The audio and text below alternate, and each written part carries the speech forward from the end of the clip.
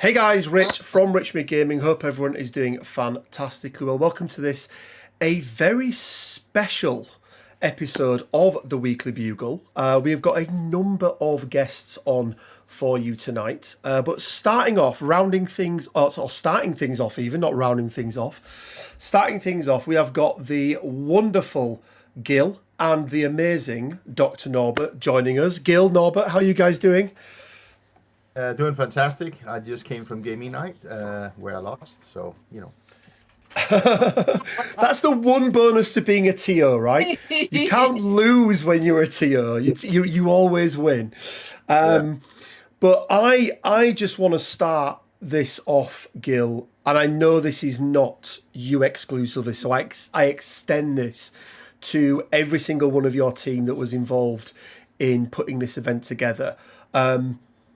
We had 106. It should have been 160 people, so give or take one or two, to organise the event for that number of people, with the amount of things that went wrong in the background that you had absolutely no control over.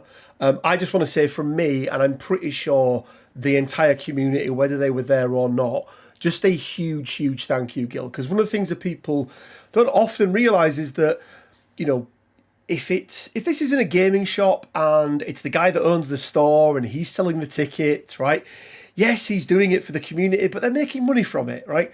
When you're a TO and you do something like this is not a money-making exercise. This is for the love of the community, and I just want to say a huge, huge thank you, Gil, because we really, really do appreciate it. Well, my pleasure. To be honest, at the end of the weekend, I realized I enjoyed myself so much despite of everything that went good or bad. Well, despite all the bad things, but it was way outweighed by, the gratitude and appreciation from all the players there. When I went from one end of the hall to the other, or in the lobby to dinner, every second or third person just stopped and said thank you and want to shake my hand, and they were just showing their happiness. So that carried me through the whole weekend, and at the end of it, it's like, you know what? I'm actually looking forward to doing this next year. Already talking with the guys about doing things, making plans. And what we hear, let me get my shout outs really quickly done in. Oh, please do, because I don't know everyone that was involved. So yeah, most definitely, please do. Well, we start with two you do know. One is the lovely Dr. Norbert, and the other one is Patrick Dunford. Those two was immensely helpful with advice, keeping me calm and collected, both before the event, over the phone, over Messenger. When I saw them in the UK, Pat got me Friday night to chill down when I was close to exploding. So we went and had a meal, had a talk, and I just went, okay, I'm in a state now where I'm ignoring the stuff I can't have an influence on, and just worry about the stuff that makes everything better for people. Here in Denmark, I have the two twins I've been playing and organizing team events with for a million years now. Søren and Peter Kongsgaard, who was on two different Danish teams. They're identical twins, but they're actually split up on two different teams. And they bit of rivalry there, maybe. Yeah, there's a lot of different reasons for that. But in the younger days, they were never paired against each other in tournaments because they just ended in arguments, and they're better now, but more mature. So yeah, but Søren set up, told me which printers to buy for the train, set it up, and was actually every day going down making sure the right prints were done, all that. Peter helped with that and kept me sane along a lot. So those four guys is my main rock. And then the rest of my gaming club, what we have here in Copenhagen, Rogue Trader, the guys I play MCP with, they told me, okay, for next year, you're going to include all of us actively, and we're going to help you out so you don't do everything yourself. And I was like, amazing. Yes, I will. We'll split it up, and everybody gets something to do, and we make deadlines, and we check up on each other and help each other out. This is what I used to do with my Warhammer event team.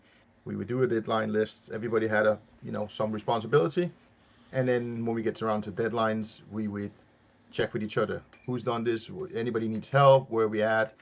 And yeah, we're going to go back to do that. And we have a list. We're already working on a feedback form to send out to all the players. So we get your feedback as well, which is important for us. whether it's good or bad, or if it's just like, this was fantastic, but if you add this, it would be even better. And we will look at all that. And there's some things we already know we were going to change. And one of them we already put in the feedback form. Don't mention this because that's already going to be changed. Like the things with the rooms, that's going to be changed because that was not up to the way we wanted. So the rooms are going to be changed for next year to a way better situation. But then everything else we'll feedback on.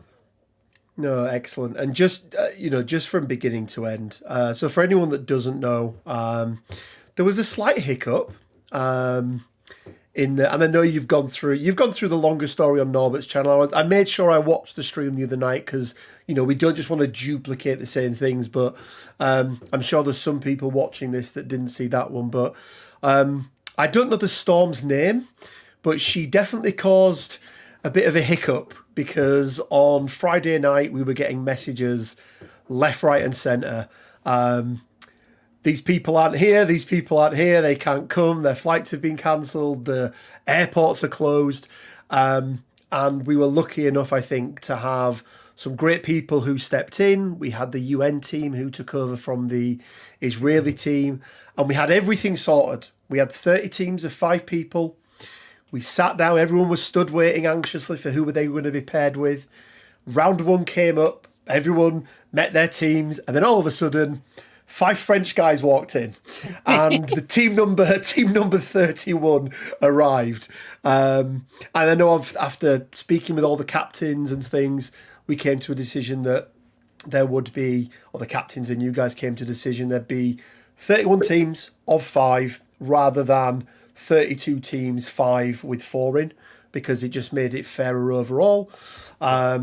And I think it worked great. And just, having run events and done things like this before, Gil, I will say that if we hadn't have known anything was wrong, we wouldn't have known anything was wrong. And I think for me, that is a really, really good sign of an event being ran really, really well. Because we didn't know about it. It didn't affect our games and our gameplay at all. So very much hats off. And again, I'm sure I speak on behalf of everybody who attended, but also the wider community. Just a huge, huge thank you for even taking the initiative to do this in the first place, Gil. It's really, really appreciated. So, yeah. Sláinte, Prost, Skål. I learned many this weekend. Too many on Saturday night, but we'll get to that in a little bit when the UK guys join us. Norbert, you had a dual role, really, didn't you, in this event, both in helping Gil, being there for him, supporting him in the organisation side. We all saw you were very, very active in promoting and pushing the event, getting the replacement team, the UN team for the Israeli guys with very, very little short notice. But then you were playing as well. So how was the event for you? How did you feel it went? And yeah, just any sort of other feedback on it, really. Yeah, sure. So first of all, I do want to acknowledge the shirt I'm wearing tonight. It was one of the jerseys that I got given to me by Kim Pipers. Kim is one of the coolest dudes in the wargaming community. He's in Belgium. Didn't get to interact with him that much, though, because it was more, he moved to Guild quite soon. But we had a great round against those guys, and it was a pleasure to be more associated with Kim after talking with him for so long online. So I'm wearing his shirt tonight, and I have a Belgian double beer tonight as well to make sure that everything is well stated about how much I cared about that group. Excellent. Well, I'm rocking and I just borrowed this from my partner again. Ooh, Euro. But this nice. is a Euro, but it's a winter edition. So some little Christmassy notes in there, which is quite delightful. Fantastic. But yeah, sorry, go ahead, Norbert. Gil, who gave you that bottle? I got this from Cathal from Ireland. I talked to him about how much I love Bailey's when we were at the York weekend, and he's like, I'll look into it. And he came over with a full 1 liter size bottle. So I'm finishing it off. We started Monday night, and I'm having the rest tonight. No, cool. Excellent. So, Rich, to answer your question, first of all, I feel extremely fortunate that I was able to actually fly into the event, considering how many flights out of London later on got canceled.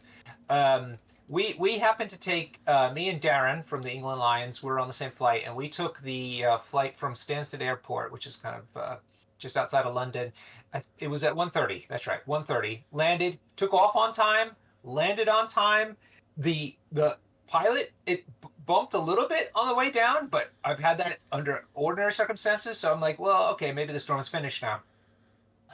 Then they tried to wheel those stairs up to the plane because it was on a jetway, and the dude couldn't get it actually against the plane because the wind kept pushing him around so bad. No. Yeah, we sat in the plane for about 15 minutes until they finally wrestled the thing against the door, and I'm like, oh, whatever.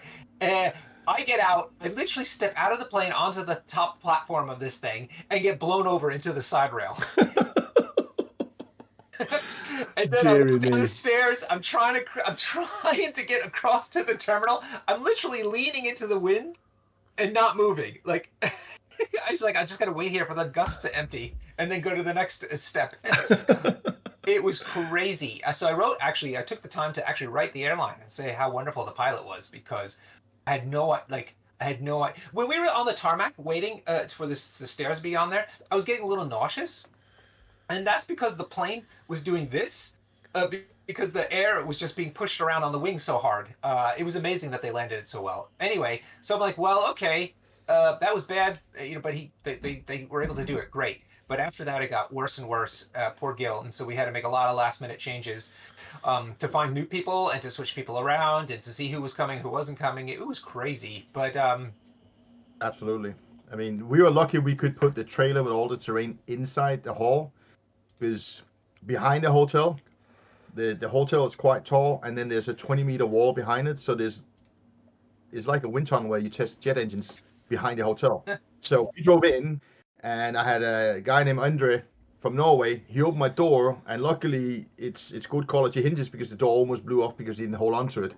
Wow. And it was too far away from the wall, so it didn't hit it. And then it was like, okay, close the doors, get out, and then push the trailer into the hall. While we had to have open a big gate, and we had to have the three heavies guys to hold it, otherwise the wind would just blow it shut. So we had the three heavies guys holding the gate, while I had the smaller guys helping me push the trailer into the hall, so we could get in before. And then we just let the wind just close the doors, and then we could be inside and unpack, so the terrain didn't fly all over the city. Otherwise, we wouldn't have found two pieces of terrain if we opened the trailer out. So while Gil was trying to get all this done, he does all the physical work. I got jumped onto the internet and started working my connections, and trying to figure, and that was, which is what I've been doing since he announced it in New York in February. Yeah, I mean, I gotta give Norbert two titles. He's my SOMI director and my top recruiter, because he said on Sunday the week before that flights cancel, we want to come, we can't. I talked to Norbert, and it's like, I'll put a UN team together. He did that in less than 24 hours. And then, the week up to, we had another one. We had a replacement who flew in from France, from the US to France, and got stuck there. So Norbert went and looked for another player to replace him. And you got one from Friday morning. Yes.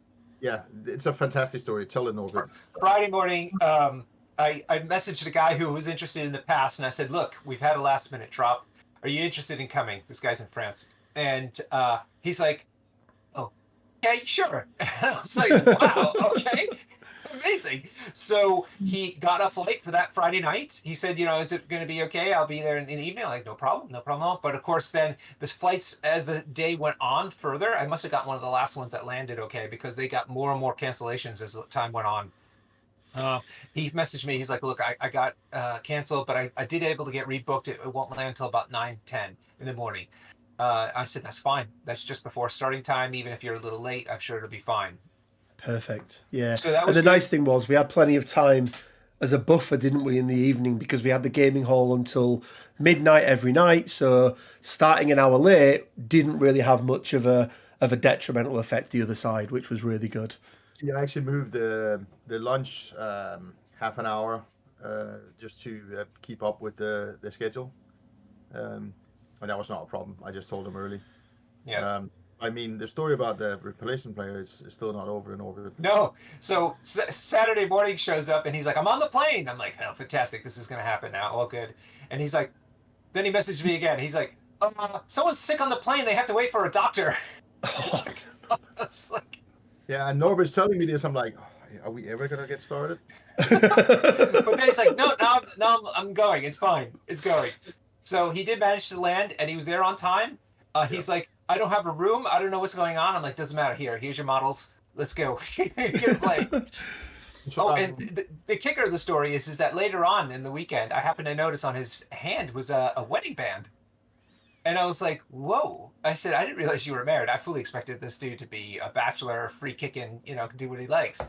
But he said, no, my wife was highly supportive. And she said, you have to go. You've got a nice opportunity that came out of nowhere. That's a sign. You need to go and do this. And so she was totally into it. And they've been married for 2 years now, I found out. So it's not like they were on the honeymoon phase or anything. She just, he hit the jackpot with her, I guess. amazing. Sounds, whoever she is, she sounds like an absolute keeper. Put it that Yes. way. Yeah, Put it yeah, that way. yeah. Have you thought about a career in recruitment? I know you're fairly happy, Norbert, with your doctorate and whatever else. But have you thought about going into recruitment? I mean, from what you did for this event. I definitely enjoy it, and I think Gil is going to, he's running it again next year. And the spoilers, if that wasn't known already. But I think he's going to relinquish his hold on everything. He realizes it's okay to ask for help, and hopefully I'll be able to help him a little bit more this time around. we are gonna make a big organization and have a few more people involved in everything. Yeah, I just like my goal, Rich, is I don't do it for myself. I don't get an ego trip out of it at all. It's all about me saying, can we get as many people to experience this amazing event as possible? Can we get this event to be the biggest thing it can be, to expand the hobby for ourselves? Can we grow this game so that we have even more players to interact with? That's the only reason I like doing it. And I do enjoy meeting people and chatting with them and getting all these different countries to connect with me. I mean, my phone's working. I don't look at it all the time, thank God. I have that discipline. But the phone is blowing up 24 hours a day, literally, because of the fact that I have all these wonderful friends now all around the globe. Yeah, no, it's such a good community. For me, it was weird, and the whole MCP thing's weird for me because this is my first ever, sort of gaming community. I've never had that before. Oh, I didn't know that. Yeah, I've never had it before. So it was, this was my first ever international event. It was the largest event I'd been to. I believe the single largest MCP event globally. Obviously, we've got the TTS leagues, but this even blew the water out of one of the brackets on the TTS league, probably 2 or 3 of the brackets put together. And the fact that we were all there in person, in the same rooms, and it was so nice to see towards the end of the nights, every team, they wouldn't just huddle round and stay in there 5 or 10, Exactly. depending on how many got. Everybody mixed up. People were talking to people. I'm sat at the bar talking to people that I've never even met before. It was, such a really, really good experience all round. So thank you two guys, because I wouldn't have got to experience that. And for anyone wondering, like, is it worth it? Should I do it? Just do it. It's a weekend, but it is such a good time, especially if you've only got either your local community or you've only got playing on TTS. For me, it was great to Rookie Boy from Spain. I've probably played him 20 times on TTS and never met him in person. Right. And not only did I get to meet him, but actually we ended up getting paired up in the I think it was the last round, which was just absolutely brilliant to sit across from somebody and look into the white of their eyes and actually roll real dice with them rather than just clicking a button on TTS. So it was just such a great experience. Now, Rich, your decision to come was almost last minute, right? I mean, you were on the fence and then you were just like, screw it, and threw in the deposit money. Do you know what? Exactly like that. I think I was very. I as my roommate will attest to, I have. I'm not keen on sharing rooms. It's one of the things that put me off about the MCP Weekender, which eventually I managed to get a single room because they made some single rooms available. But that was one of the things that put me off it. But yeah, any doubts I had, the moment I got there and got to meet everyone, they were just washed away. But yeah, it just got to the point where I was like, oh, should I do it? Should I do it? My partner was going, just do it. It was also my partner's birthday on Wednesday before we went. All right. So, and she went to Munich with all her friends, and I would have been there with that, but she was really good and just said, it's absolutely fine. We'll do something the weekend before. We went out the Wednesday night. We had a nice week together. So, yeah, it was really, really good. Really, really good. For everyone in chat, if you've got any questions for Norbert or Gil, just put them in there. I'll try and keep an eye on them. But just, Gil, I'm interested because I've run my own events. I've organised charity streams and that sort of thing. Just how much time does it take, just so people can appreciate, the actual time and effort? Because I think people just often think, well, you booked a venue, you made some terrain, you turned up on the day, and then Longshanks does the rest, right? I'm sure there are some people out there that is their genuine idea of what it takes to run an event. But just how much time did you and the rest of the guys put into this? Well, we started in February when the idea came up, which was technically also already a little bit late by 2 months. So I started 2 months late, kind of, 1 or 2 months late. But yeah, we started in February, started planning, and then we had to look at working out how much terrain do we need. Working out if we got to 32 teams, we would need 1,200 pieces of terrain, at least.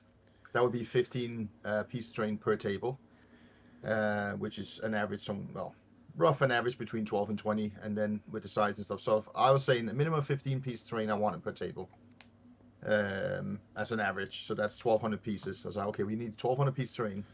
I need to get 80 mats for the tables. Well, I need to book the venues. That was the first thing I checked. Luckily, I've checked that before because I was looking into doing the War Machine event. So I checked the venue beforehand, so I wasn't behind on that. I found a venue and worked out, okay, I need X amount of teams to have the budget hold up with the venue and the size of it. So that was always a concern. But that got shattered easily, very quickly, because the numbers of teams just exploded after sign up.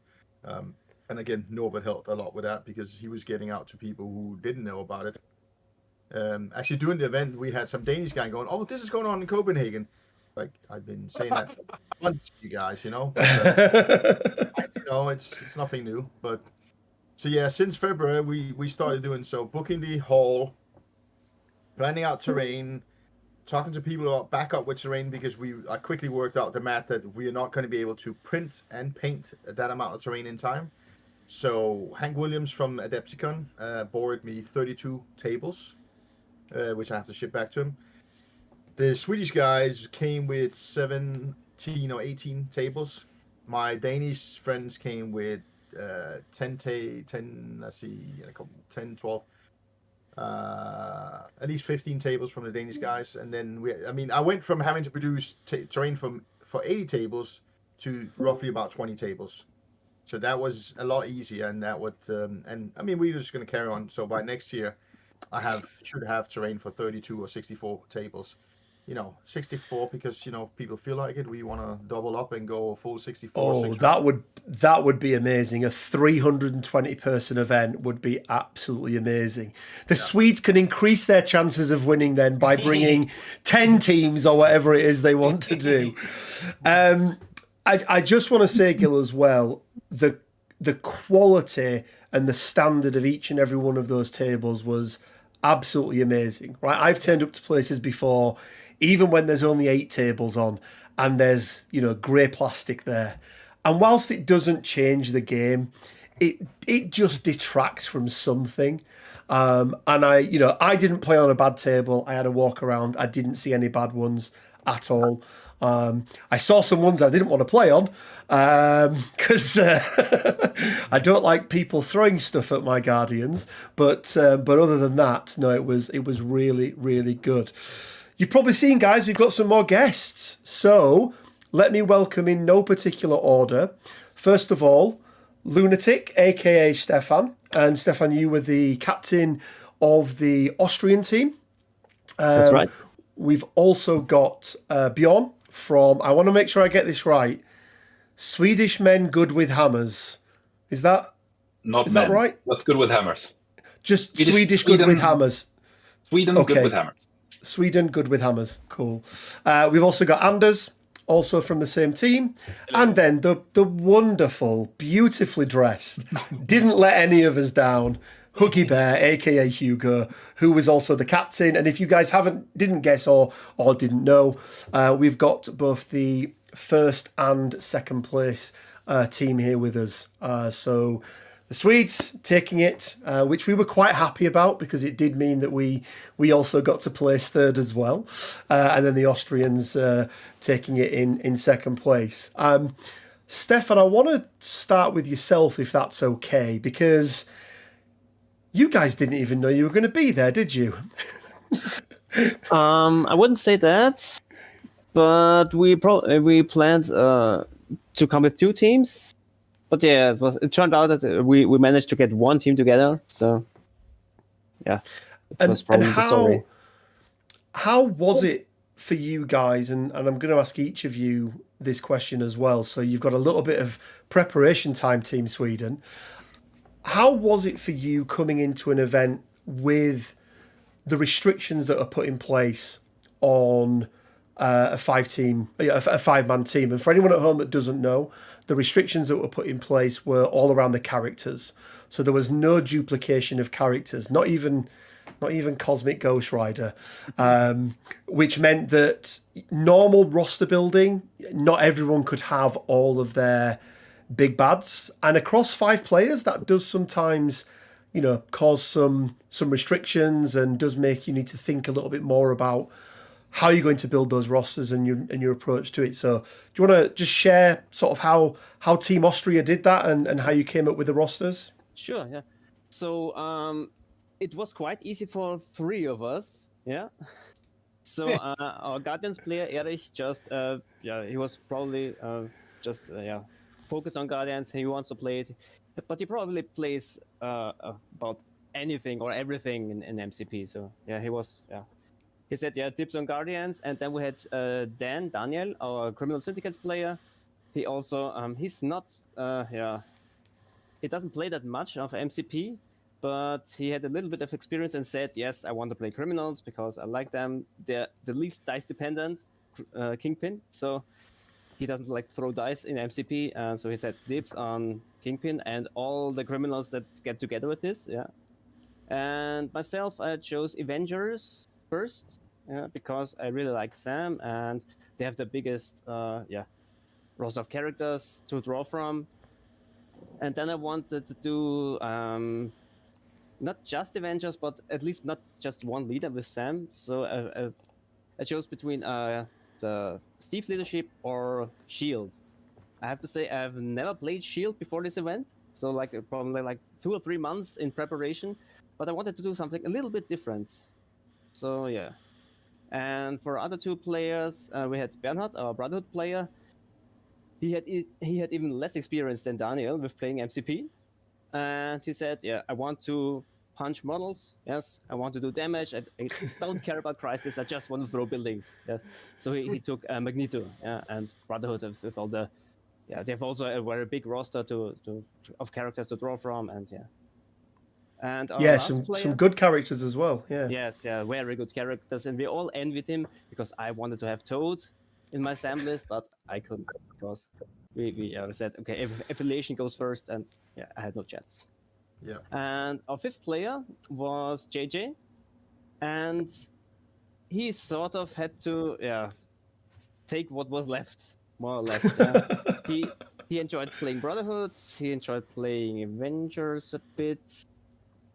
And all the stuff was already taken. So we had to come... First, we thought, okay, probably a Hellfire Club, because he played with them, with Emma, and he enjoyed the playstyle. But then we thought about, okay, probably Thanos is still available. Thanos would be interesting to bring to the WTC, just for matchup and pairing process and stuff like that. But in the end, we came up with Hydra because he liked them. That's a very big part of his choice. And we sort of had some characters left that we thought, okay, this would be good or okay in Hydra. And we also thought Hydra is not that popular. Probably some kind of a dark horse factor. Yeah. Turned out in the end it probably was not that much of a dark horse, but yeah. The idea was there. The idea was there at least, Stefan. Yeah, absolutely, it made absolutely. sense at the time. Stefan, And, are these guys all ex-War Machine players? 4 of us 5 were ex-War Machine players. Yeah. Who's the one out? JJ. He's also our WTC newbie. It was his first time in such a big event. I think probably the first time in such a tournament. Actually, I'm not sure. But the other 4 guys, we all played in previous WTCs for War Machine. Like we started at the first in 2013 or 14, something like that. And they all took place. Stefan, how much does that? And we know a lot of players from War Machine came over to MCP, and that's one thing. But actually, they often talk about it in sporting analogies, and they talk about the event and the moment in the event, and sometimes how it can be a little bit overwhelming for people when they haven't been in that environment before, and all of a sudden you're going from, well, if I make a mistake, it's on me, that's it. But all of a sudden you've got that extra pressure of, well, if I make a mistake, that could be it, not just for me, but I'm letting the 4 guys down that I'm playing with as well. How much benefit do you think it was to the team having, or at least for other than one guy, having that experience, even not if in the same gaming system, but at a big WTC type event? I think it was quite a benefit, yeah. Because I can only speak for myself, but probably also for my team members, that we didn't feel that much pressured, yeah. Because at least I had some experience. I know how events go. I know it can be stressful. I know teams, we rely on each other to perform and stuff like that. And we also, keep our spirits high if somebody loses and stuff like that, yeah. So it was just like, a band of brothers, like, so to speak, yeah. No, amazing. And you guys had I mean, there were no teams there that were a pushover. The quality and standard of play across the board, from what I saw at least, was very, very high. But I mean, you guys came up against, a couple of teams at least. I mean, first of all, you played 3 of the Swedish teams, I believe. Yep. So you got the Hegding in the first round, the Wrecking Crew in the second, and then obviously against Huggy and the rest of the guys in the 5th. But the 2 I want to pick out, and no disrespect to any other team, but that were potential blockers for you getting to that final. First of all, the Italian team. I've seen them from other events. I've played them before on TTS. They've got some really good players in there, haven't they? Yes, indeed. And it looks like from, you go in and I look at the scores and everything else, it finished 3-2 into the favour of you. But, that looked like it was a fairly hard-fought match. It was, yes. It came down to the final matches like that. It was like, probably not. The final match was JJ losing to the Avengers player. I think it was Alessandro, I think. But we knew that they were very good opponents, very good players in, as you said, different gaming systems, always on the top. Also, we knew some of the names and from back from War Machine. They were also, they placed very high. Somehow we managed. It's a combination of luck and skill, I guess. Absolutely. Well, as is all gaming, right? It's luck and skill, and the wind blowing in the right direction. Probably a bad analogy for this event, talking about the wind blowing in the right direction, but I think you all get what I meant. And then you came up against none other than our reclaimed Colonials, the team that Norbert was in, who were flying high. I think Norbert, is it fair to say maybe even caught yourselves off guard a little bit, as well as everybody else? Yes, 100%. We had no expectations for that result after day 1. Yeah, so obviously coming into day two, were you 3-0 day two? You must have been, Yeah. yeah. So we were in the Yeah, semifinals. coming into 3-0. You guys And knocked out the Americans on top of that. Yeah. Very yeah, impressive. well, we'll get on to round two in a bit, Hugo, and see and just recap that for everybody because yeah, that was a good round. But yeah, so you look at Norbert's team and you see what they did in round two and the team they knocked out. Again, you must have looked at that and thought, okay, this is another team that we need to take very seriously and really make sure that the pairing process and everything else goes our way. Yeah, to be fair, we thought every round we thought, okay, so we can't put it on the light show. Let's just say, okay, there's a pushover, so we will steamroll them and something like that. We took it very seriously. Yeah, we thought about all the matchups and stuff like that, and yeah, every team that we encountered. Yeah, so No, and perfect. yeah, we were very fortunate and very glad that we came up against the reclaimed colonials because everybody wants to play with Norbert. I say with and not against, but I think because it's such a very nice gentleman. And With is a very nice word to use, Stefan, because it did feel like that. Even though it was ultra competitive, it felt like you were playing with your opponents, not always against. Which was, yeah, for me, just kept on going throughout the whole weekend. Stefan, we're going to leave you for a minute and we'll come back and we'll talk a little bit about the final.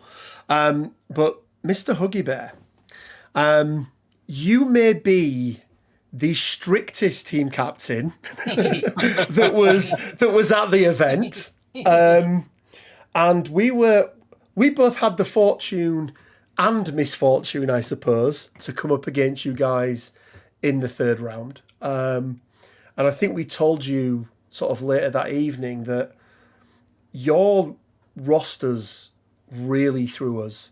You could really tell that there was a lot of work or pre-work had been put into building those rosters out, because in every other matchup we had, there was maybe one or two at the most that an individual player sort of went, if I can avoid that, guys, I'm going to be in a much better spot. When we looked at your rosters, we'd look at the affiliation and go, do you know what? Yeah, I'm fine with the affiliation. That's cool. And then we'd look at the crisis and go, I hate those crises.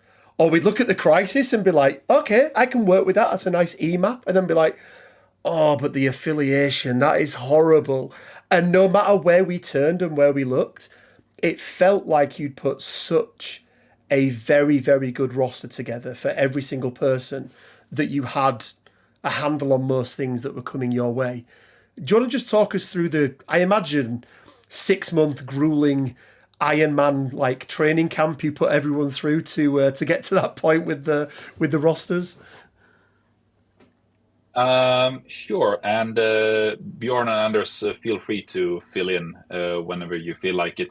Sure. We started the process basically in April, I think, or May, right after we had the multiverse event in Malmö, where it got decided which teams were going to be formed. And we were sort of open-minded to a lot of things. We were sort of decided that I would play Shield because that's an affiliation I've been playing a lot for since they released, basically. I'm somewhat attracted to regular guys with guns, apparently. And Anders was very dedicated to playing his Cabal Malekith. Yep. And Bjorn was kind of open-minded, debating between Guardians and some other options. In humans, one or at the board at a certain occasion, but ended up with Guardians. David, which was our fourth player, was dead center on X-Men all along. It's his home affiliation, basically. And then we had Torbjörn, who was wanted to play Black Order, but then the update hit us and threw a lot of our rosters off, actually. I had a quite significant Wakanda splash in my Shield roster before that, and that one I discarded immediately because Winter Soldier was sort of like the glue holding that list together, and he was not on the same level that he was, although he did remain in my pure shield roster. Anders decided to drop Malekith altogether and return to his home affiliation of Brotherhood. And Thorbjorn decided to change directions completely and head over to Web Warriors over Black Order. And he practiced, he grinded a lot of games in a very short amount of time. He was very frequent in the LFG channel, so to speak, just grinding those games out, and became quite proficient with his Web Warriors, quite fast, I'd say. Yeah, I didn't manage to play him at all. But go on, Anders. Go ahead. Sorry. I also know that Torbjorn actually has a blog post released about his thoughts on how he made that roster and what his thoughts were playing it, because it wasn't only Web Warriors, it was Midnight Suns and Web Warriors, and that is a pretty significant splash because it covers some of Web Warriors' biggest weaknesses. Mainly Researcher. Yeah. Yes. I love Researcher. I don't know why everybody hates it. I do so as well. much. I don't understand. I hate Researcher. Yeah, but Anders, we played the game. The game. So me and Anders got paired up against each other. Yes. And it did feel a bit like they went, right, them two can fight. Yeah. And that's pretty much what happened, Anders, wasn't it? We had I believe so. There was an occasion where Rocket spiked 5 damage into Thanos after I patched him and shook his Incinerate. And that threw quite a bit of a spanner in my works. And then Magneto survived 2 full attacks, one thrown taco truck, and 2 full attacks from Ghost Rider on 1 health, using only magnetic refraction and some others. So there was some spikes going back and forth in our game, I would say. I would say that overall in our game, as they are in most games, the dice were very fair. Yeah, it's just that they were very bad for one player and then very good for the other, and then vice versa. Yep. So we were getting huge spikes, weren't we? And characters being one shot and taken then off, and all of a sudden, characters stood there and doing nothing. And Deal with the Devil got played in WTC. So I'm just saying that Deal with the Devil got played in WTC, and that's pretty amazing. Deal with the Devil did get played. It did get played indeed. It wasn't my intention, but it did. Who became the new Ghost Rider? Beta Ray Bill, who was on 1 health before that. Yeah, he was on 1 health on his injured side, and I was like, that seems like a pretty good candidate for Ghost Rider. That seems pretty good. I was very surprised, Bjorn. Anders, even apologies, to see not only your Magneto, but quite a few Magnetos there. I think it's fair to say that he's sort of taken a bit of a back seat in Brotherhood rosters of late. I actually went into this this tournament thinking I would be playing Mystique a whole lot more, but the way the matchups fell, it just so happened I didn't feel like I had the greatest chance to win using Mystique and a scenario play. And I think one of Brotherhood's strengths is being able to play both styles. I basically had a roster which had 3 crises that were set for Mystique and 3 crises that were set for Magneto. And being able to switch between the 2 playstyles and then being able to adapt on the fly is one of Brotherhood's strengths. And since my team was very kind and let me have Hulk, I was able to play that roster. And Hulk did play a big part in the finals.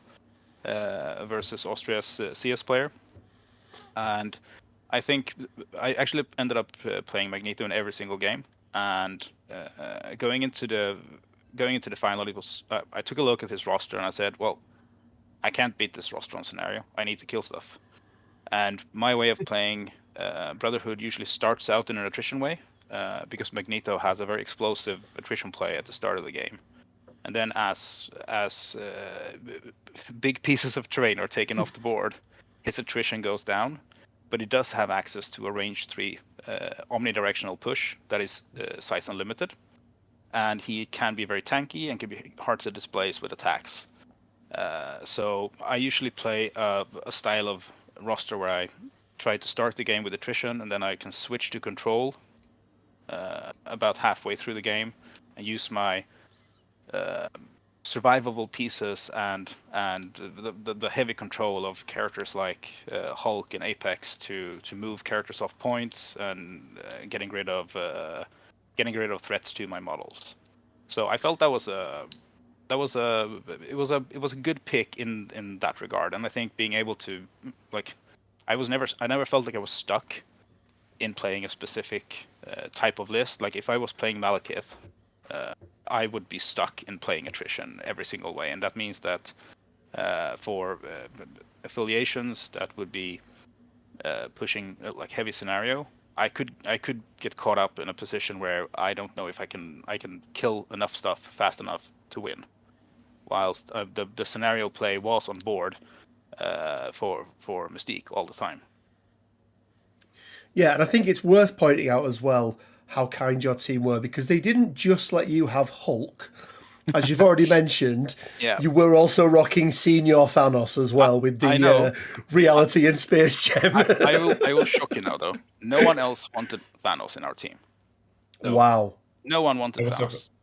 They tried to push me to get into the Thanos play with Guardians, but I just don't feel Thanos. I just want to roll a whole lot of dice and smash things, and I am more used to playing white, so we kind of front-loaded Androster. And I I think think I am of the opinion that he is actually significantly nerfed, losing his infinite number of portals.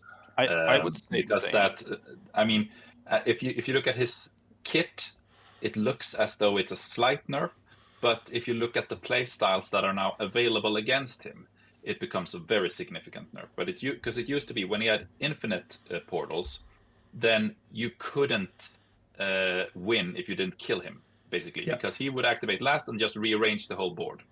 Now that is not the case. You can kill his friends and still win, and that is a significant change, I'd say. Yeah, it really is. Yeah, and we have seen games in the TTS League where Thanos players have been caught off guard on Crises. We streamed one Orbit where it was Guardians with Thanos against an A-Force player, which before the update would probably have been a slam dunk for the Thanos player. But now his control just wasn't there, and the A-Force player managed to pull it home on scenario. So I also think that Thanos plays, especially when it comes to Brotherhood, because I used to play Thanos in Brotherhood a lot when there were still single extracts in the game. And then you could engineer. Thanos has two good threat values, I feel, in Brotherhood, and that's 17 and 19. And that's Magneto Mystique Thanos or Magneto Juggernaut Thanos. And the problem is that the threats where you can play those characters are not right for the crises where they're good. So assuming you have opponents that are pretty good at the game, and I'm assuming everyone who's playing at WTC is good at the game, they will recognize that if we're playing Researcher, we're not going to be playing 19 threat. If we're playing Gamma Wave, we're not going to be playing 19 threat. And so I could have optimized my crises for playing Thanos, but I don't think it was good enough. And I actually think that my Thanos inclusion was a mistake. And I was actually playing a threat down in our game, Rich. I know. We were playing 20. Rub the salt in the wounds, Anders. we were playing 20, but I played 19 in my characters, and I think that was a mistake. And I think I probably lucked out winning that game because of it.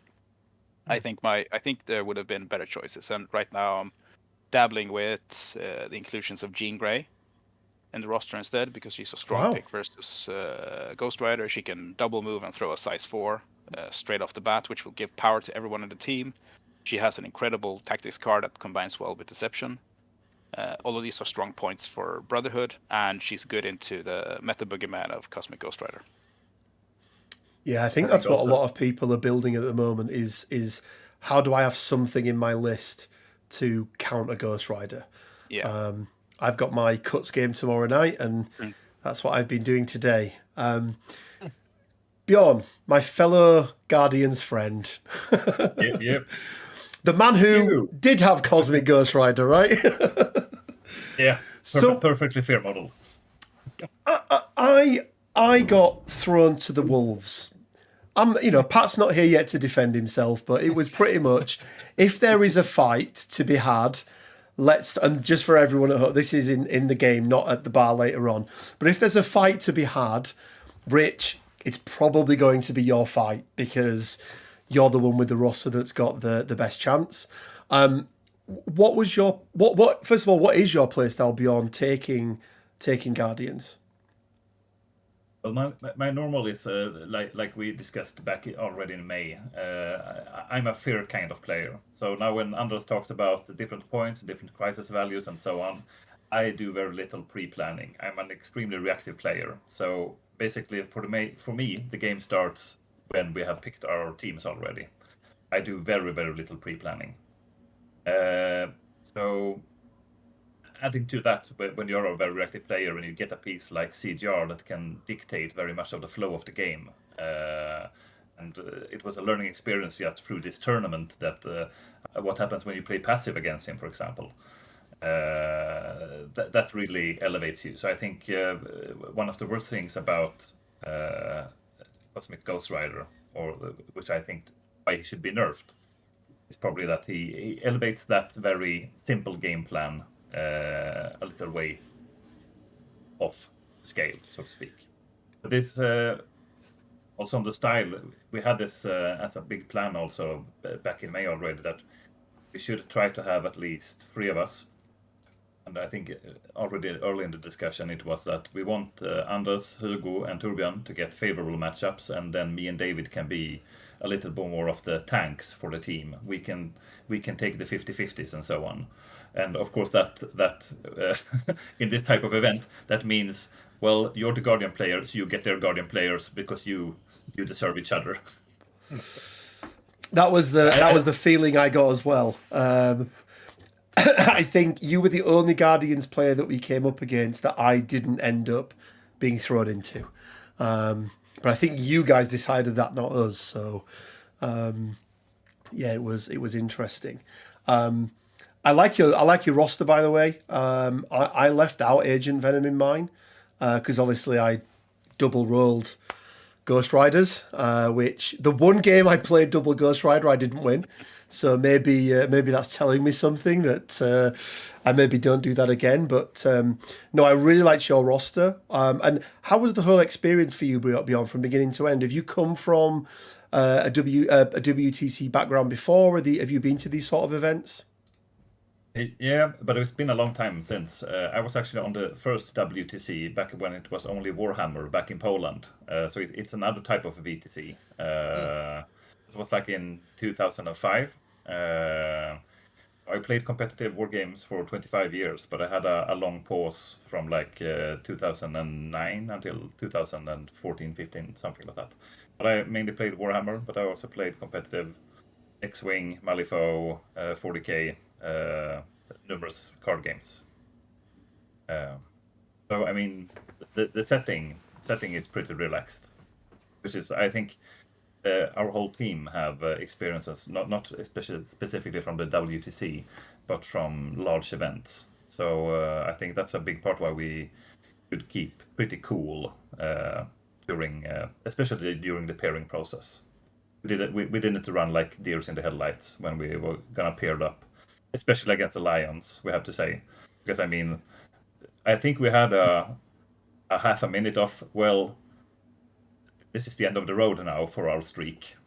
But then we started discussing, okay, who we're gonna force onto Pat, and then we said we don't give a shit that that's Pat. It's just the Inhumans player who is good against Inhumans, and then we wrapped back to we get good matchups, we play solid, we can win this.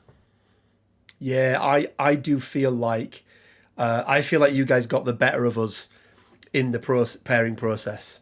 I think when we came away from that game and we sat down and we were like, well, where did we lose it? And obviously, you lose a game on the table, right? That's how it works. But I think we came away from that going, yep, they did a much better job than us in the pairing process. They had an answer to nearly everything we had, other than Pat. But he's kind of it's a different level when you're talking about Pat, isn't it? Because it's yeah, we said that he's not from this planet, so he doesn't count. And and I know that Pat has, well, at least used to have a different opinion on the pairing process than at least I do, and yeah, than our team, because I've heard him say that you could basically do randomized matchups, basically because this game is so balanced that every game is playable, and sure enough, it is. I agree. Even our sort of red matchups were playable ones, but it's about getting those small 5 to 10% advantages that come out being the deciding factor in the end, because the margins are so tight in Marvel. A game can turn around in one single turn. Even though you thought you were winning, you can all of a sudden find yourself on the back foot. So finding those small 5 to 10% advantages turned out to be much more significant than one would have thought. And that's not just matchup, it's also experience and mental advantages against a particular player and things like that. I think, Yeah, because if Anders, go ahead. So I think that was a big strength of ours. We'd really done our homework, I would say, into most of the field, and when you're entering into a pairing process where the opponent's team is almost like they're looking at your list for the first time, and we're making pretty much snap decisions because we know what we want to be doing. we are. I feel like you get the psychological advantage almost straight away, and I assume at least you project the idea of we know what we're doing, and that's something that could put, as Huggy put it, you could psychologically be on like on top of the enemy already before the match has started. Oh, I 100% agree. I think if you're sitting down and you've been paired against, whether it be a player or an affiliation, and you don't like that puts you on the back foot. You know, you going into something with the mentality of I'm already behind, 90% of the time you're probably going to finish behind as well. And I think you guys did and it wasn't, and just to clarify for everyone at home, this wasn't mind games. This wasn't anything offhand or anything like that. You just turned up prepared, or at least gave the aura of turning up prepared and knowing what you were doing. And yeah, we did. We looked at your rosters for the first time when we were paired against you guys, and we're like, right, okay, let's have a look. And I do agree. I think we didn't put a huge onus on the pairing process. I think our sort of thoughts were, okay, the two people that can fight, they're going to fight, because that often becomes a flip of a coin anyway, right? Yes, there's some player skill involved and things like that, but when you've got 7 models in the middle of the table fighting, Rocket can one-shot a Thanos, and it sometimes happens, but then equally, Magneto can block a size 3 building coming into him and 12 dice swinging from Ghost Rider, right? They're the swingy things, but then it's the other ones you look at, and we just sort of looked at it and went, who doesn't want what? Right, okay, we'll try and get this. And we came out of that pairing process against you guys, and as I've already said, I was like, we are on the back foot here, guys. Like, nobody looked like they were enjoying or were about to enjoy their matchups. And again, it didn't feel untoward. It didn't feel like you were playing mind games with us, but it was just very, very good preparation and planning on your part. Stefan, as the other team member here who came up against these guys, what was your thought when you first saw their rosters and what they put together, and what sort of went through your mind when you were doing the pairing process against these guys? Yeah, as you already said, they have really well constructed list. The interplay between the different players, it was very difficult to find the spots where we can bring in our players. For example, for our Hydra players, we're like, where do we put him? Where was this kind of okay matchup? But I have to say, we didn't put that much thought into pre-planning all our because some of our players, as I already said before, they didn't have that much time for preparation, like you did, obviously. Yeah, and as it shows, preparation pays off. Yeah. We also learned this in previous WTCs. The more you prepare, the more you know your matchups, the better you will perform at the event and at the given time. So game experience or matchup experience, we value way higher than like the matchup on paper. Yeah. I actually have a funny anecdote Yeah. about, or maybe Huggy wants to share it. Go About ahead, Anders. our pairing process against you. We actually realized afterwards that we made a mistake Yeah. because we often went for picking the table because we had my list is quite reliant on having a table full of terrain, and Huggy wanted a table that wasn't so full of terrain because if there's one thing Shield hates, it's cover. And we realized we won the prior roll for once, and we ended up picking tables, and we hadn't really looked at the tables and realized that 4 of them were quite similar, and it didn't really matter which one of those we would end up on. Yeah, we were quite surprised. Yeah.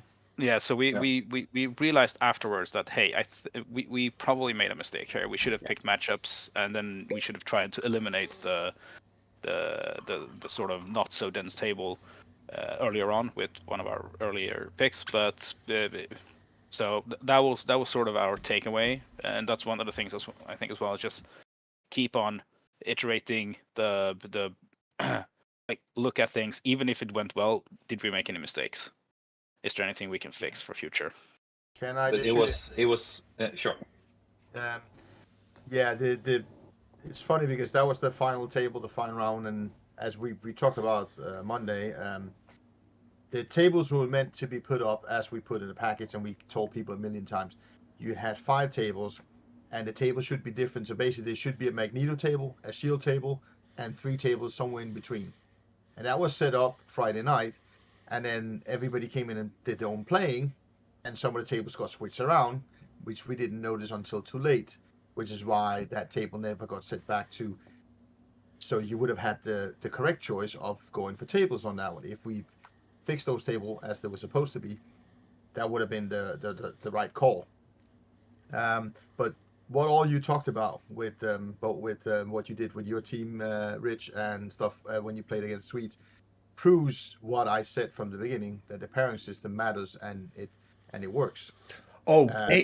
It hugely matters, and every element of that pairing process matters. You know, when I watched your video, because I didn't know the pairing process until coming into WTC. I watched the video that you and Norbert put together, and I was like, these tables is not a big thing. Like, you turn up and you play. Because normally I'm at an event, it's a single person event, and that's just what you do, right? You get given a table number and you play on it and you get what you're given. But it was really nice to see that every decision you had to make had an impact. And back to your point, Hugo, Huggy. I'll call you Huggy. Yeah. Back to your point, Huggy, it's those 5 and 10%, right? Things you can't control on the board are dice. That's the one thing you can't control. So if you can stack as many other things in your favor, whether that's the planning, the roster building, the table selection, the pairing selection, you're never going to be anywhere close to winning a game just because of that. But if that extra 5 or 10% you get can mitigate one spike of a dice roll, then it's done its job, because they're the things that you can control and you can plan for. It's an MCP game is often consists of a bunch of micro decisions, and in each of those micro decisions, you often have the possibility to gain a slight advantage, to get a slightly better outcome than the other options. For like, if I do this superpower and then this attack, I come out with 1 more power than I otherwise should have, and things like that. Or if I do it in this order, this happens, and then I don't have to gamble on that. And yeah, so getting all of those micro decisions go your way, both on the table and outside the table in this team environment.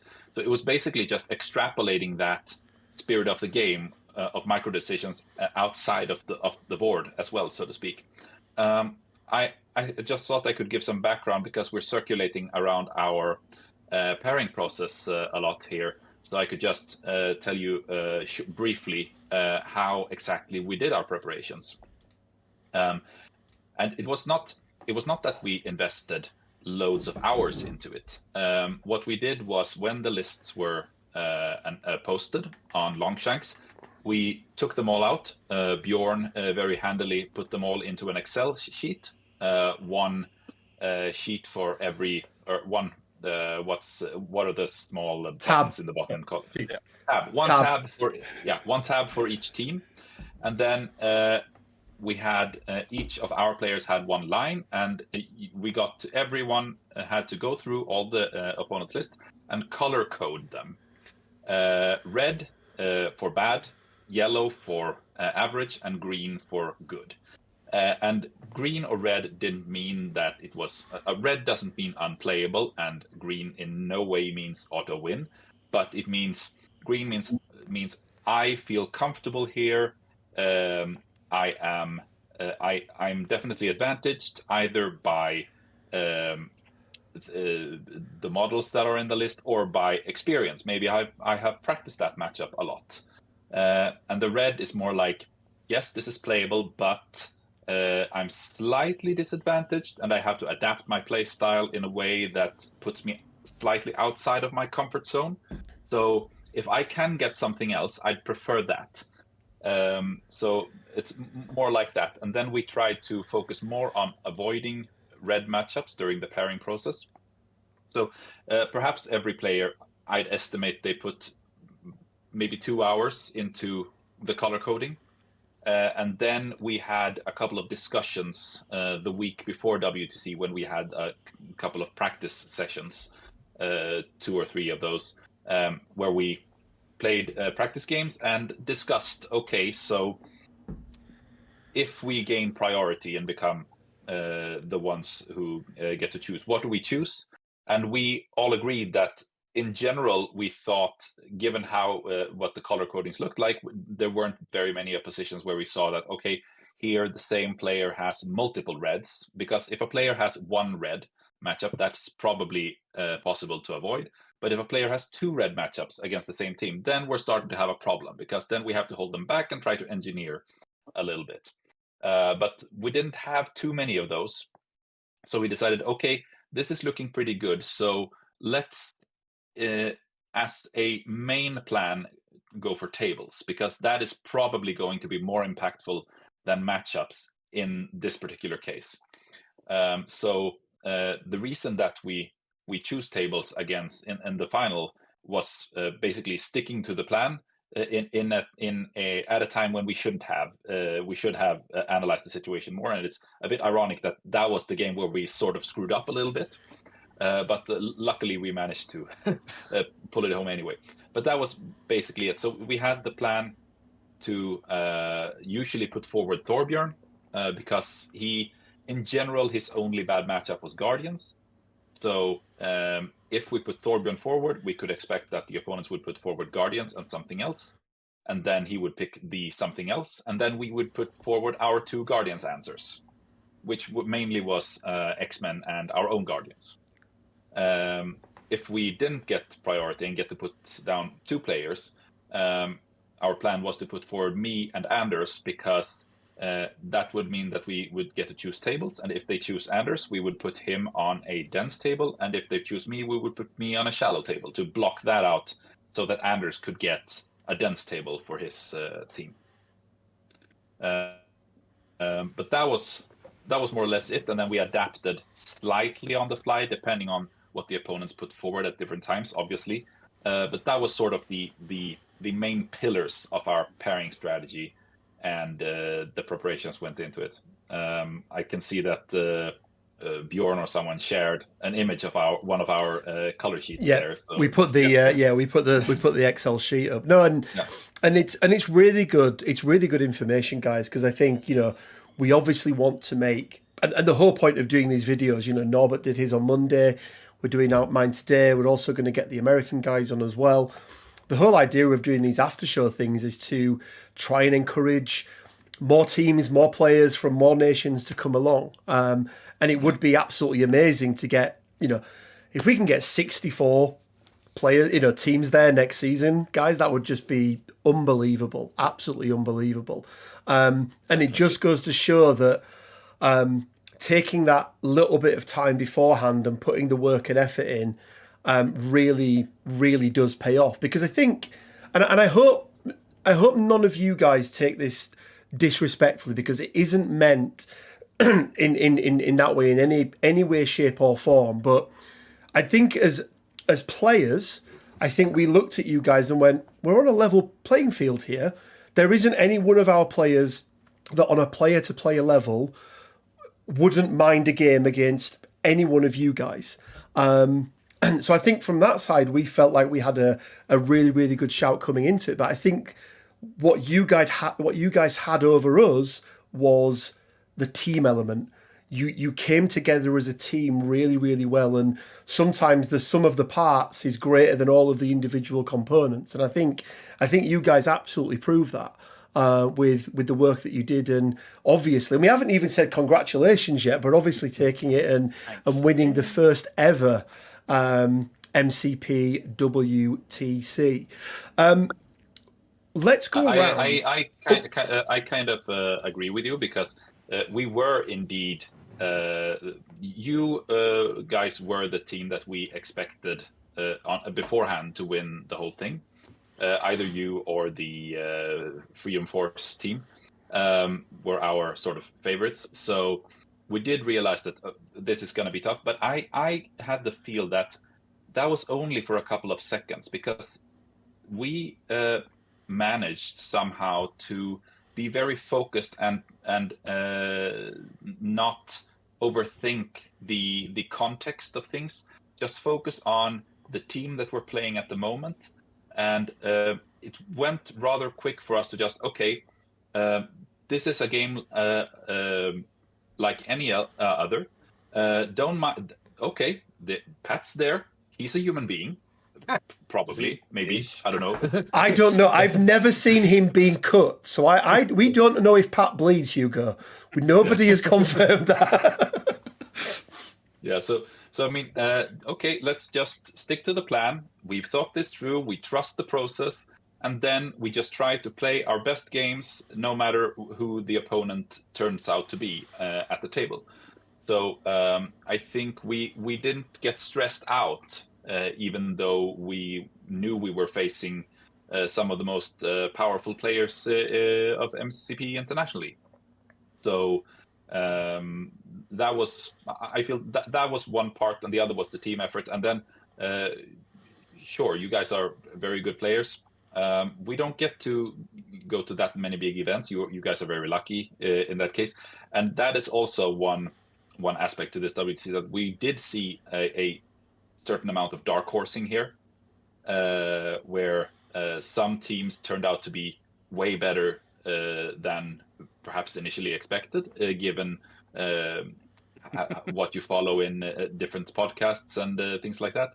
The Finns, for instance, were incredible. I didn't see that coming at all, because I haven't met many Finns online, but and obviously you guys in Austria, we were very, very excited to see you at the final table, and perhaps not expected from the get-go, but all kudos to you. Thank you. We were also very excited to be at the final table and didn't expect it at all. So I think Kahal, for anyone that doesn't know, I mean, everyone on the call knows Kahal, but for anyone that at home doesn't know Kahal, really, really nice guy from Ireland, ran one of the Irish teams. He came up to me the first night and he went, "You're the team to beat." And I was like, "Mate, there are so many good teams here. Like, it's a dice roll." He went, No. I've done the numbers." I was like, "What do you mean?" So he went and he took the average rating and win-loss ratio of every single player in every single team and ranked them and went, "You guys are the ones to beat." And I think for me, that also added an extra element of pressure then, because it was like, oh no, nobody wants to go in being the favourites because but I mean, Everything to lose. exactly. But yeah, I just think it was such a good event. I just want to go around and just as we're wrapping up from this section, because we're going to have the guys from the UK team join us very, very shortly. You are all more than welcome to stay on. You can also leave if you need to leave as well. But I just want to get one piece of advice from each of you to anyone who's sat there at home. They maybe don't even have, a great, huge, big local, gaming community. Where Hugo, you mentioned we're very fortunate in the UK. We have people travel the length and breadth. But we talk about traveling the length and breadth of the UK, and it's 4 hours on a train, right? It's not like being in some of the other European countries. You can be isolated. You may have only played a few games online, but Norbert, I'll start with you. If there's one piece of advice you can give to somebody who's sat there right now thinking, I really want to do this, how would you sort of start out and say to them these are the first thing you need to do and go out there and do this? You need to convince 4 other people to come along with you. I mean, it is a team event, but yes. No, and my point is don't let them say, oh, it's too much trouble, or I don't play very well.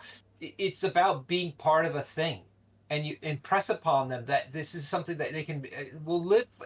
They'll have this memory for their entire lives. And they'll make friends that they'll have for many years on. That's all that matters. Don't be afraid to come for any reason at all. And if you want to take that one extra step, help them with the logistics. Some people get all befuddled with it comes to like travel and this and that. See how much you can arrange for as far as the flights or making sure you get to the same place at the same time, and just make it as easy as possible on people. And after that, you'll have teammates for life. No, I think that's very, very good sound advice, and I would echo.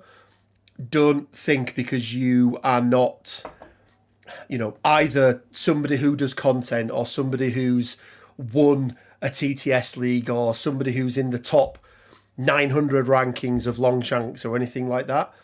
To your point, Hugo, we saw people at this event and we didn't know how they played because we have never seen them play before. They don't play online, and they turned up and they did really, really well. So don't let that discourage anyone. Anders, what advice would you give to somebody who wants to come in, wants to be part of a team, and what they can do to be part of WTC next year? Be open and think about. It's a cliche, but not as much about what can the team do for you as what can you do for the team. Play something you're comfortable with rather than the latest big thing. Yes. I think the fact that we managed to, I think Bjorn won every single mirror we put him up in. Didn't you, Bjorn? Yeah. So and that's partly because he has a lot of experience with Guardians. He knows Guardians from the inside and out. And if there are players who are just jumping on the Guardians bandwagon with Cosmic Ghost Rider, you're gonna have an edge simply because you've played that list before. You've played that stuff before. So play things you're comfortable with. Talk with your team and be a team player. Don't be like, I need this character, and then try to listen and talk to your team. You definitely play better if you play something you're gonna enjoy. If you go in there feeling, I gotta play this because we need that, but you're not comfortable, you don't see all the angles because you're still looking at, I don't want to play this, I really want to play this. Absolutely. Play what you like, mostly.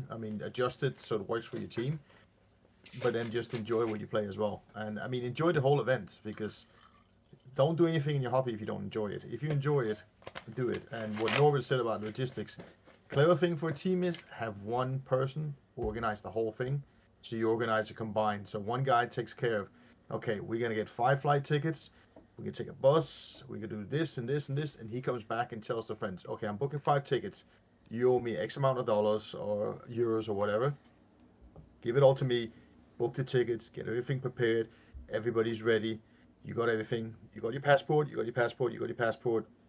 So and so and so. You need to pack for X amount of days. Are we going a week early? I'm reading the chat here and said, if you're going a week earlier, we're going to do a holiday. This is a country we want to go and see stuff.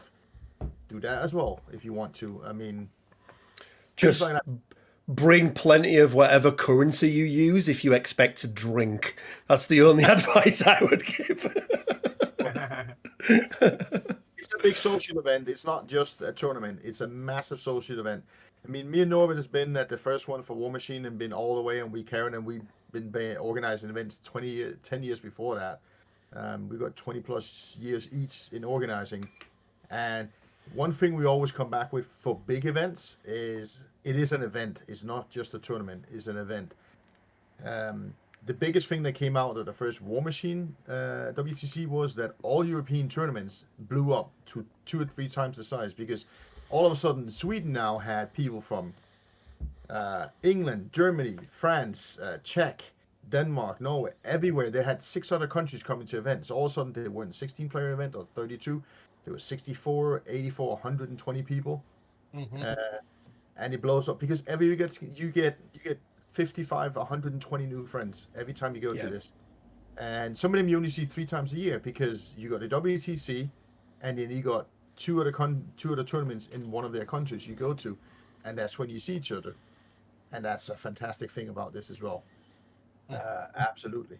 Yeah, loads of countries told me after this event they're trying to do at least a 2-day event in their country and have people come over to do this.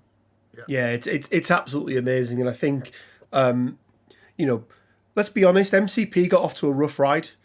We all got our lovely shiny new toys and then had to put them on a shelf and never play with them for 2 years, at least in most countries. And I thank the TTS guys for the work they did on the modding and allowing us to play the game, and that I think really kept it alive. But I think now is the time, and WTC is very much the springboard to really raise the awareness of MCP, get these communities thriving. And to your point, Gil, I'm already looking at how I can go over and play an event in Sweden and go and see these guys again.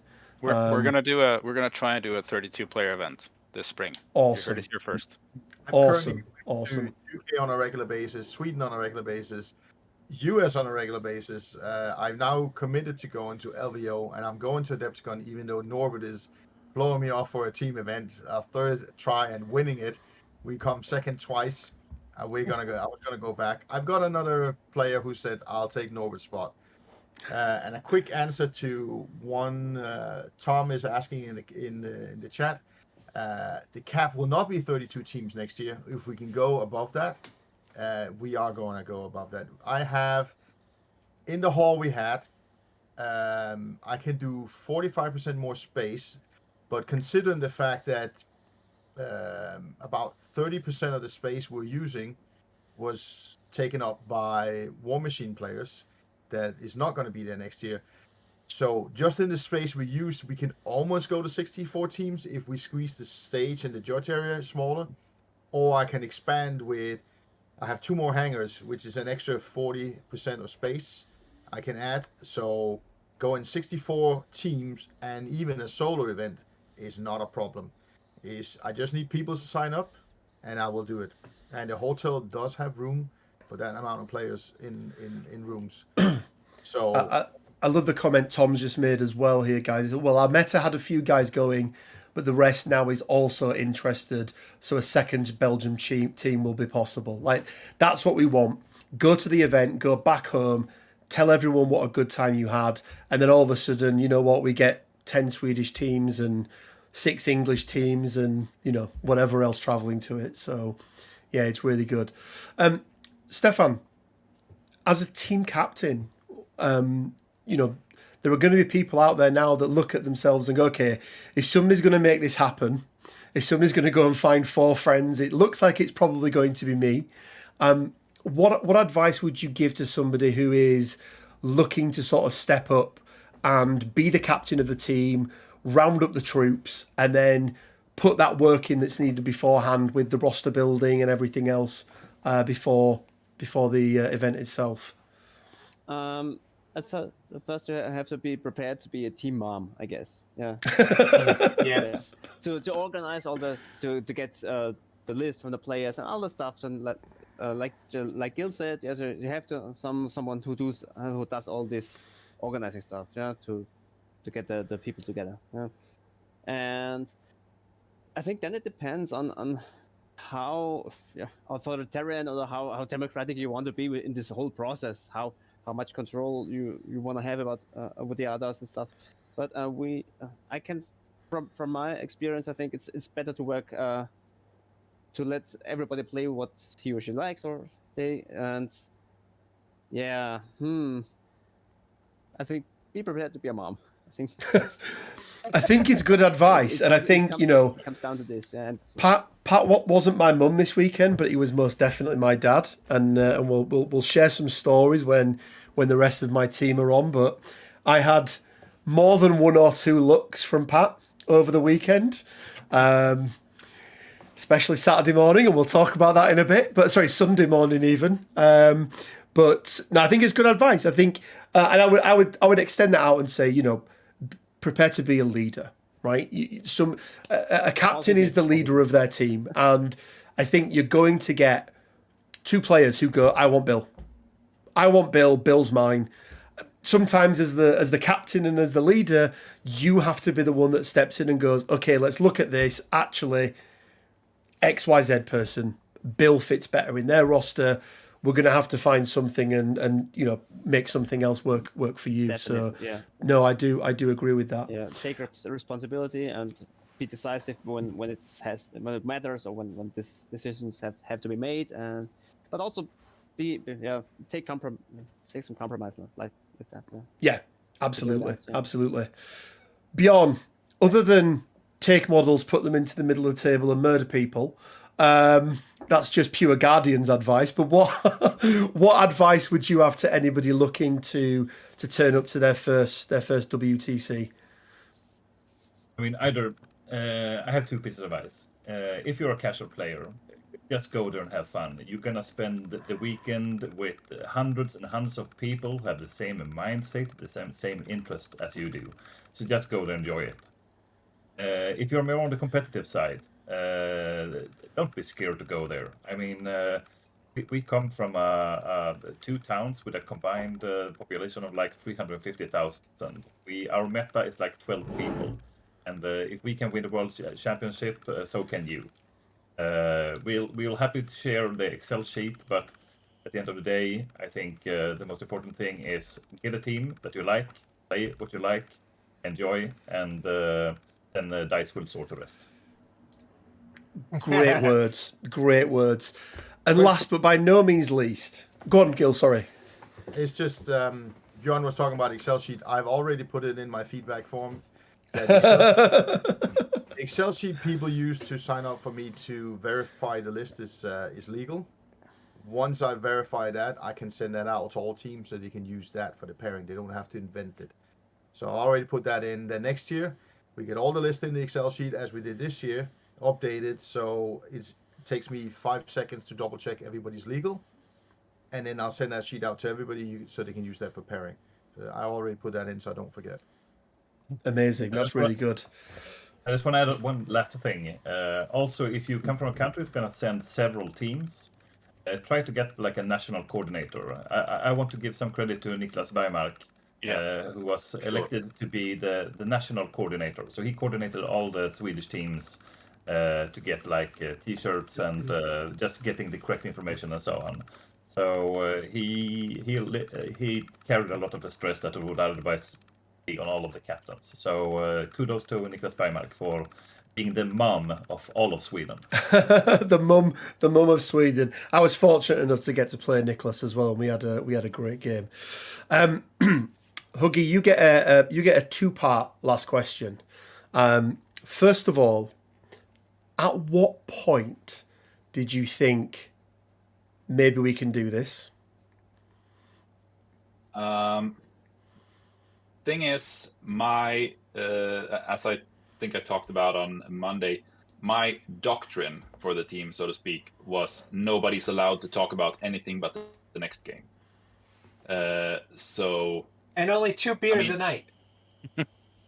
Well, yeah, average, at least. Well, and Torbjorn doesn't drink, so we others could maybe had one of you. Yeah, but I said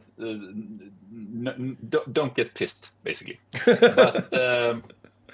But I think that one of our big recipes for success, not least against you guys, since we know how good you are, and as we mentioned, just think of every game as just a normal game, and don't try to disregard context. Just focus on the task at hand.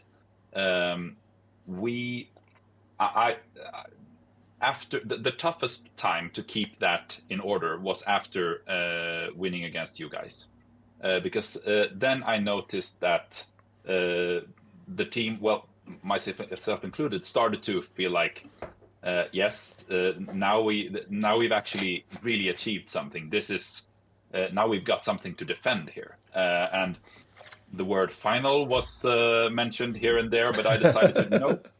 We're not going to talk about a final. There's no such thing as a final. There's only the next game. Because when you're 3-0, it's still very possible to lose 2 games and go 3-2, which is by no means a bad result. It's a very good result at an environment like WTC. But that's not really what you're aiming for when you've just knocked out the favorites. So just focus on the next game, because I didn't want us to think about the final, because if we had lost against Spain in the semifinal, then it would have been a much harder time reloading for the 5th game and trying to play for a 4-1 result.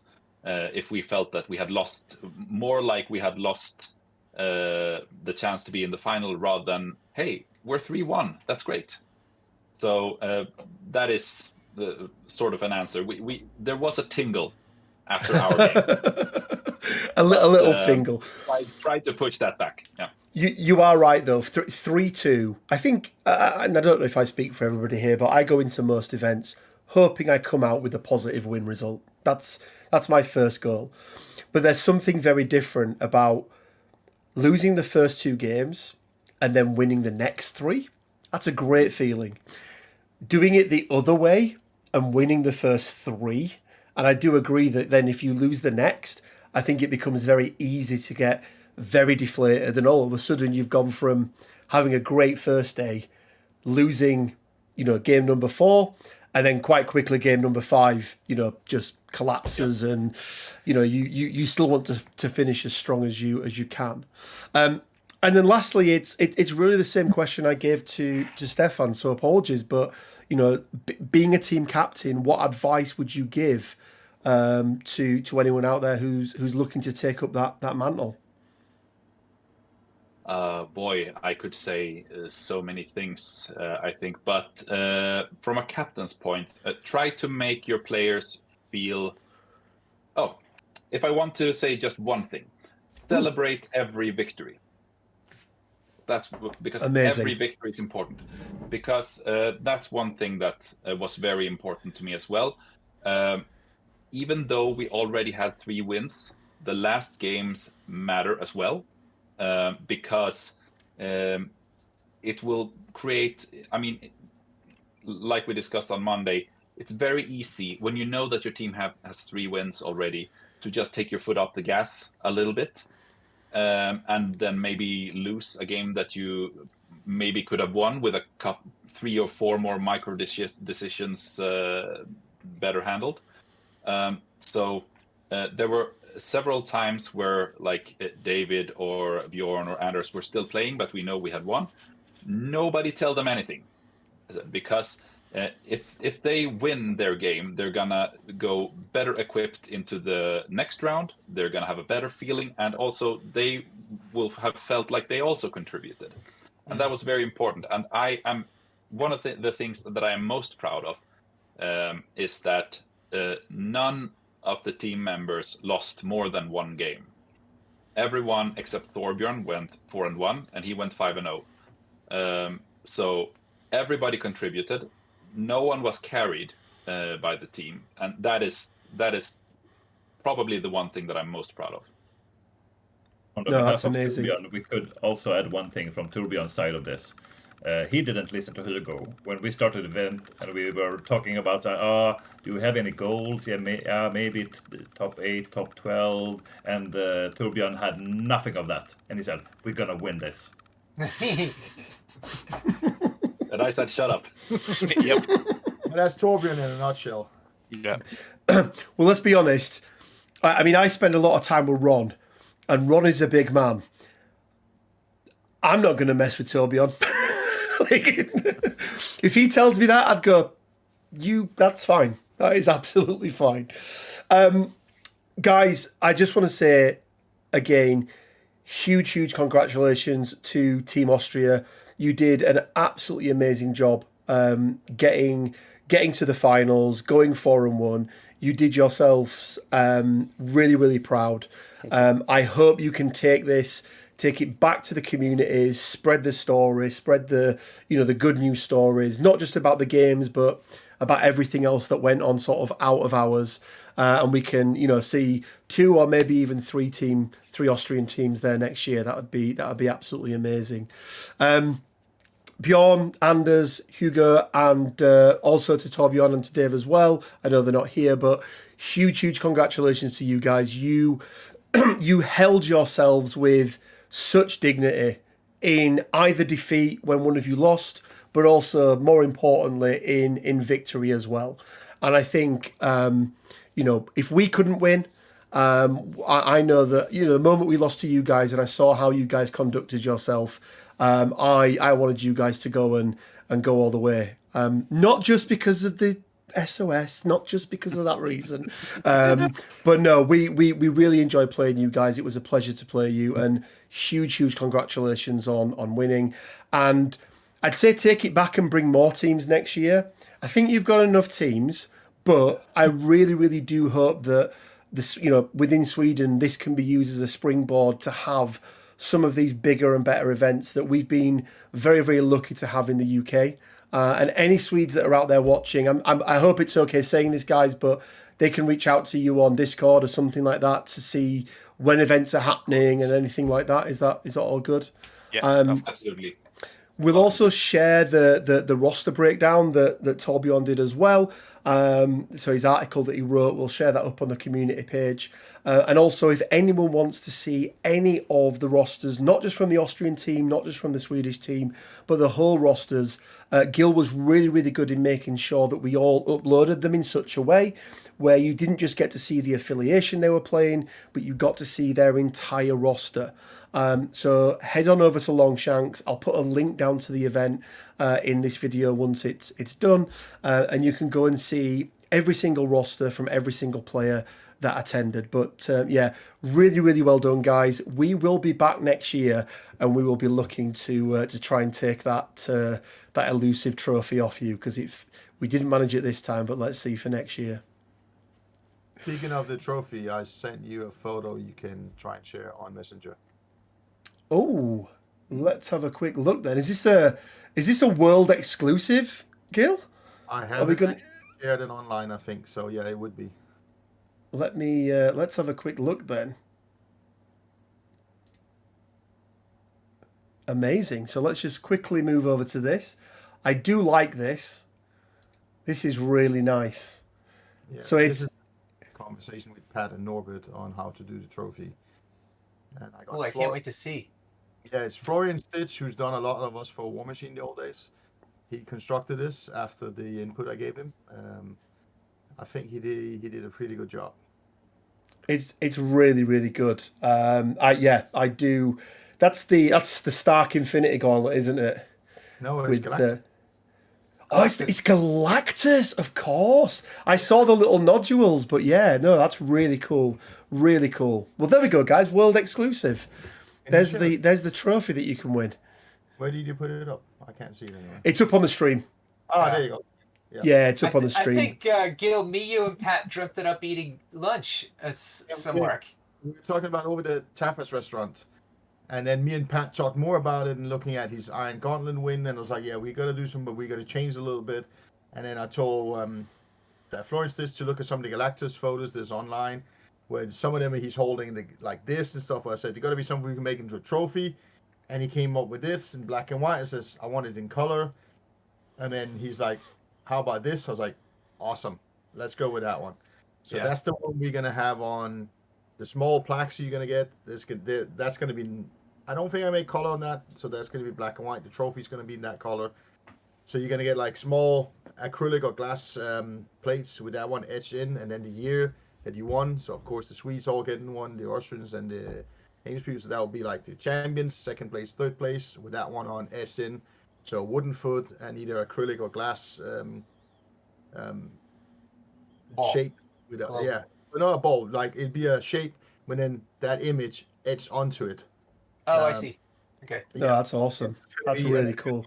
Trophy that we're gonna show up every year. No, that's amazing. Thank you for sharing that with us, Gil. And thank you for letting us show it on here as an exclusive. I'm sure, hopefully, both 30 other teams that attended and then a whole bunch of other new teams are going to be very, very excited to vie for that trophy. And Gil, just to clarify, it's going to be in the same location next year, so it's going to be Copenhagen. It's going to be at the same hotel, which, by the way, I love a hotel 3 minutes from where I land. Like that is amazing. Even if I did feel like I was walking through a wind turbine with my backpack on as I was getting there, but really, really good location. For next year, and I hope the cancellation goes through, and we're just gonna have normal weather. Why? Why would we want that? That sounds dull. Fingers next year crossed. We'll do something else for next year. No windstorm. We'll figure something else out. Blizzard for sure. Everyone needs to turn up on the Wednesday just to make sure. Yeah, actually. No later than Thursday arrival. Excellent. Well, guys, thank you so much. As I mentioned, you're more than welcome to hang around if you want to.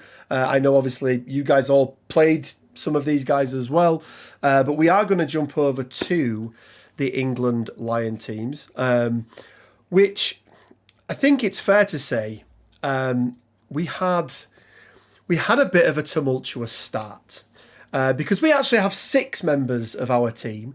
One of which couldn't join us for this, AJ, who was very gracious and agreed to join us because unfortunately one of our players, Daz, let me clarify that, Daz, Wargaming Dad, hat, headphones, who was our Black Order player, he was caught in the storms, he had his flight cancelled, and I think you could have got there at like 9 o'clock on the Saturday night, Daz, but at that point, it's probably not worth it.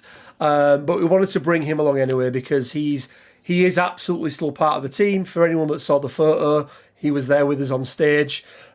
He's got his jersey, or he's getting his jersey at least anyway, and was part of that whole process for us, building the rosters and everything else as well. So we still wanted to make sure we got him on here. But let me let each of my members, or my member, I'm not even the captain, by the way, that's Pat. But let me let each of the team introduce themselves and I'll let them tell you what they were playing. So Joe, let's start with you. Hey, yeah, I'm Joe. Joe Manji on the Discords and stuff. I was playing X-Men as normal because I don't play anything else. So it was just a Storm list with a bit of an X-Force splash with Cable in there as well. And Joe, you did try, when the new updates came, and obviously the world, including myself, was saying Storm is dead, Cyclops is king, long live the king. You tried him for a bit, didn't you? And just went, nope, not for me. I'm going to stick to what I know, stick to my game plan. Yeah, and I feel pretty happy with that decision, having seen the relative win rates of Storm and Cyclops at the event. So I feel like I made the right choice there. It was a pretty quick decision. Yeah, absolutely. Next up is Darren Kelso. Kelso, how you doing, buddy? Yeah, good, thanks, mate. Cheers. So I'm Darren, Kelso 209 on all the things. So I was originally going to be the Malekith player. So I got him together, got him painted, started using him religiously, and then had a full-on breakdown when they banned him. Yeah, Anders is the same. So I went back to my Crims, so Shadowlands and Kingpin. Went which I'm most comfortable with. So what everyone's been saying about playing what you know, I felt comfortable doing that. I felt happy doing that, and I had five good games with mixed results. So yeah, Norbert's the same boat, I know. No, absolutely. And then Mr. Wargaming Dad, those of you who know him, he's a mod on the Discord. He does a lot of really good work for us over on the Rich Mid Gaming channel.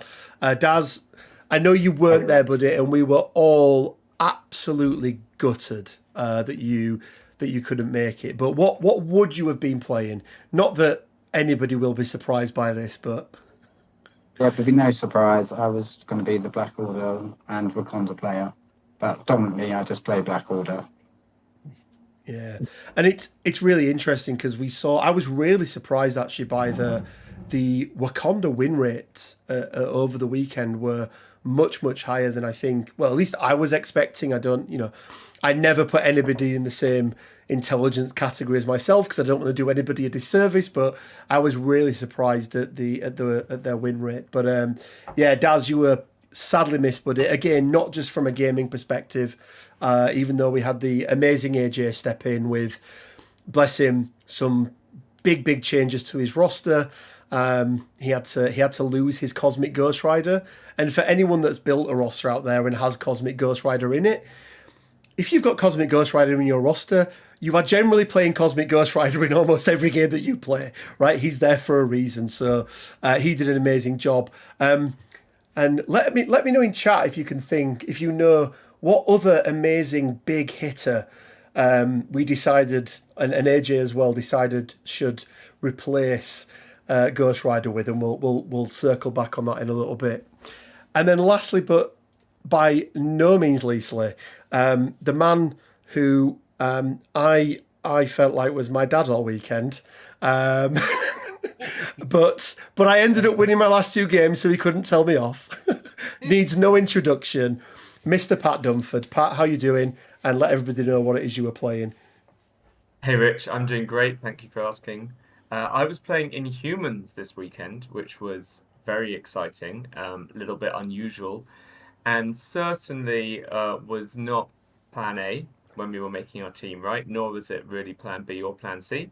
But it's something that we ended up circling around to after dealing with the impact of the errata, and after Darren sorted out his own team and kicked Malekith to the curb, I had to pick up what was left, and Inhumans was that team, and I was very happy to play them. And Pat was only not a member of the team, but the captain as well. And I think I speak for the other 5 members. AJ isn't here, but the other 5 members of the team, just to say what a good job you did, Pat, of helping us through the process, talking us through, when we were adamant we wanted a character. You were really helpful in giving us ideas around what else we could take that would do the same sort of job. And then just over the weekend, keeping us all together for the most part, other than Sunday morning, and we will get to the Sunday morning shenanigans. But no, I think, and I'm sure Joe, Kelso, Daz, and I'm sure AJ, if he was here, would say the same from our side. Thank you so much to leading us to third place. I know a lot of people saw us as the team that they had to beat. I think, when Daz couldn't make it, I think a lot of us felt like, what are we going to do here? Like it changes the dynamic of the team, and we'll get on to maybe some of the downsides, I think, of having 2 Inhumans rosters in our 5-man team, because I think and this isn't a reflection on AJ as a player, but the affiliations that we were playing. But no, just thank you so much, Pat, for keeping us in check, keeping us in line, and leading us to what and I'm sure the rest of the guys are very, very proud of. I think we only dropped 7 games throughout the entire event, finished 3rd, and the only team we lost to was the winners, and that's never a bad position to be in. So thank you so much, Pat.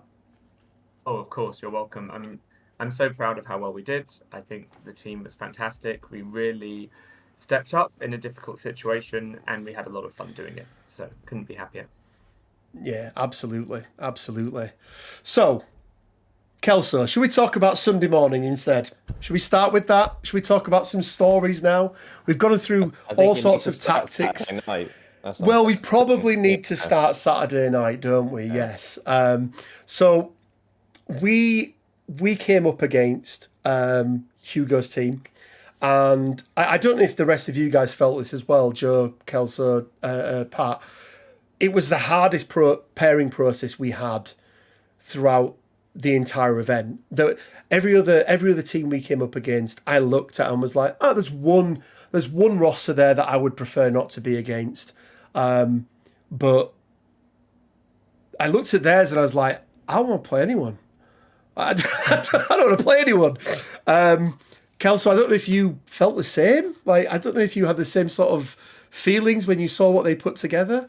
It felt so tight. It felt really kind of synced up together, where any gaps really were hard to spot, I'd say. There's just everything kind of seemed to work in unison perfectly. So yeah, it was a real struggle, I think, to get to a point where we felt comfortable with the matchups in that way. So yeah, incredible play by you guys. Yeah, and Joe, I gather, Joe, you ended up. Who did you get paired up against, Joe? Apologies, I've definitely drank since we played our games. I played the wonderful Huggy Bear with his shield. Oh, you had the shield matchup, yes, of course. X-Men into shield. Yeah, I was going to say, these guys had a razor-tight game, right? Which was exceptionally close. And if I remember correctly, even came down to a 50-50 roll to decide it at the end. Yeah, it was a literal 50-50 coin toss in the last second of the game to win. So it couldn't be more exciting or tense, I think.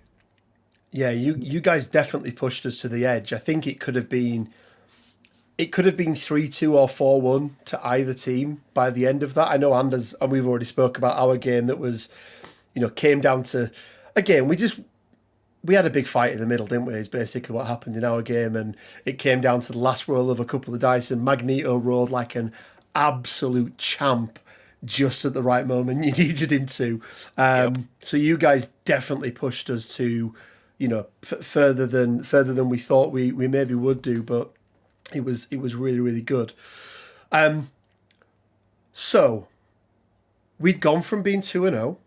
We'd knocked out one of the American teams, and we'll circle back to round 2 and what happened there, which felt really good. The guys from the Infamous podcast, who were, again, great opponents. I don't know about any of you. I won't speak on anybody else's behalf, but I feel like it's a fair statement that I didn't have a bad game. Not necessarily the way I played, but against an opponent. I didn't come away from any game thinking, that was not a good experience. Every single game I had was such a good experience. We went into Huggy's team, who, in the first round, tapped me on my shoulder and went, "Destroy them, Rich. They're from the wrong part of Sweden," which I did find funny. I did find very, very funny. And I maybe took my foot off the pedal a little bit on Saturday night and indulged in 1 or 2 beverages, which resulted in, I don't know what happened with some random Polish guy at the bar that tried to pick me up, security telling me off, and not for anything bad, by the way, just being a little bit, me, and apparently drinking until 4:30 in the morning, and then a 9:30 knock at the door whilst my phone is ringing, which I answer in my boxer shorts, much to Kelso's surprise, with him going, "The pairings have happened. The clock timer is on. You need to get down here now." So I would say I'd sobered up very quickly, but I didn't. I ran downstairs, put some clothes on, ran downstairs, got to my table. I don't know how long had gone. There was like 15 minutes or so had gone on the table. And generally I have no recollection of that first game that I played on Sunday morning. I will say that I was on the table next to you after seeing your pants and washing my eyeballs out. To then stand next to you, and I think my favourite part was where you were able to pick board edges, and your poor opponent, he went, "I'm going to go sideways." He was like, why are you doing this to me? It's like, just because. No. There was a genuine reason for that.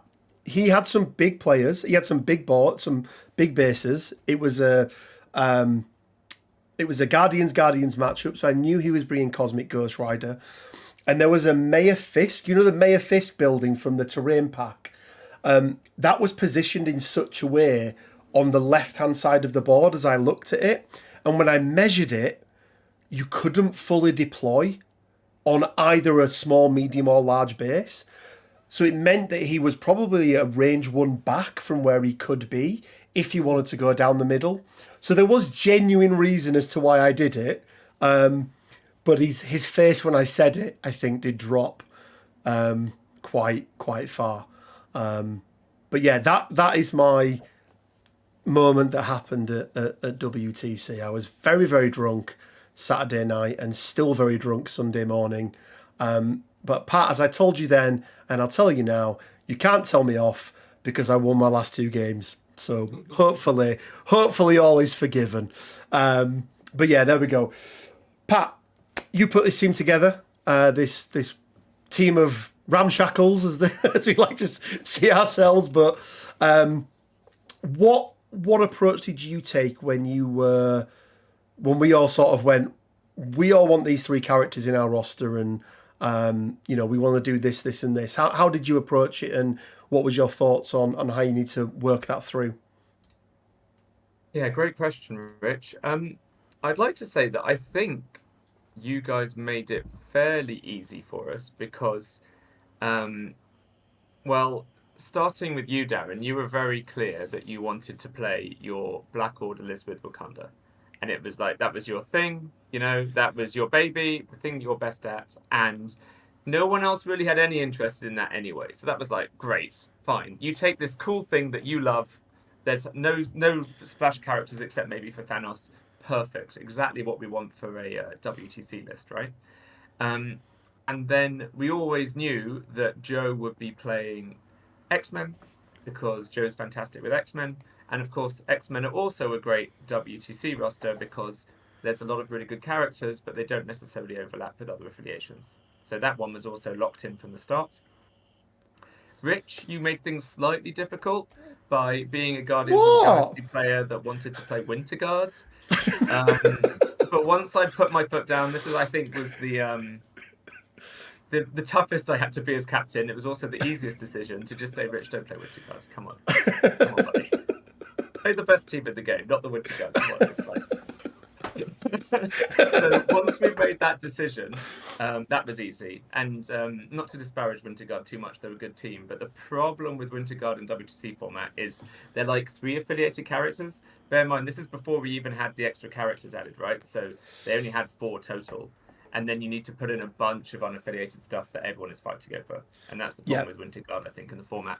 Whereas Guardians are another fantastic, powerful team with basically no overlap except for maybe Beta Ray Bill, maybe a Ghost Rider, right? And it's fair to say that in my Winter Guard roster, it takes all of the big bads, the Rhinos, Bills, Malekith at the time. Like, it was the other characters that at the time everyone also wanted in their roster as well. So exactly. it was fair. It was fair. Yeah. So I think that made a lot of sense. And so that was already 3 teams locked in that were all good and had no overlap either with each other or really with that much else in the game, right? In X-Men, Guardians, and Black Order Wakanda. So you'd have thought that it would then be pretty easy to pick the last 2 teams, but no, it really wasn't.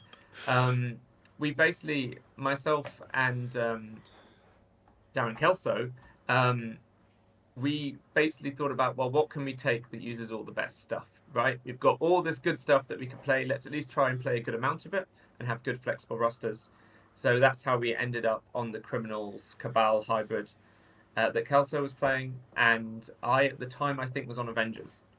And the biggest issue I had was me and Joe squabbling over all of the best unaffiliated models that we both like to play in all of our teams, right? Like fighting over Dr. Voodoo, Crimson Dynamo, Hulk, various other things like that, Pyro.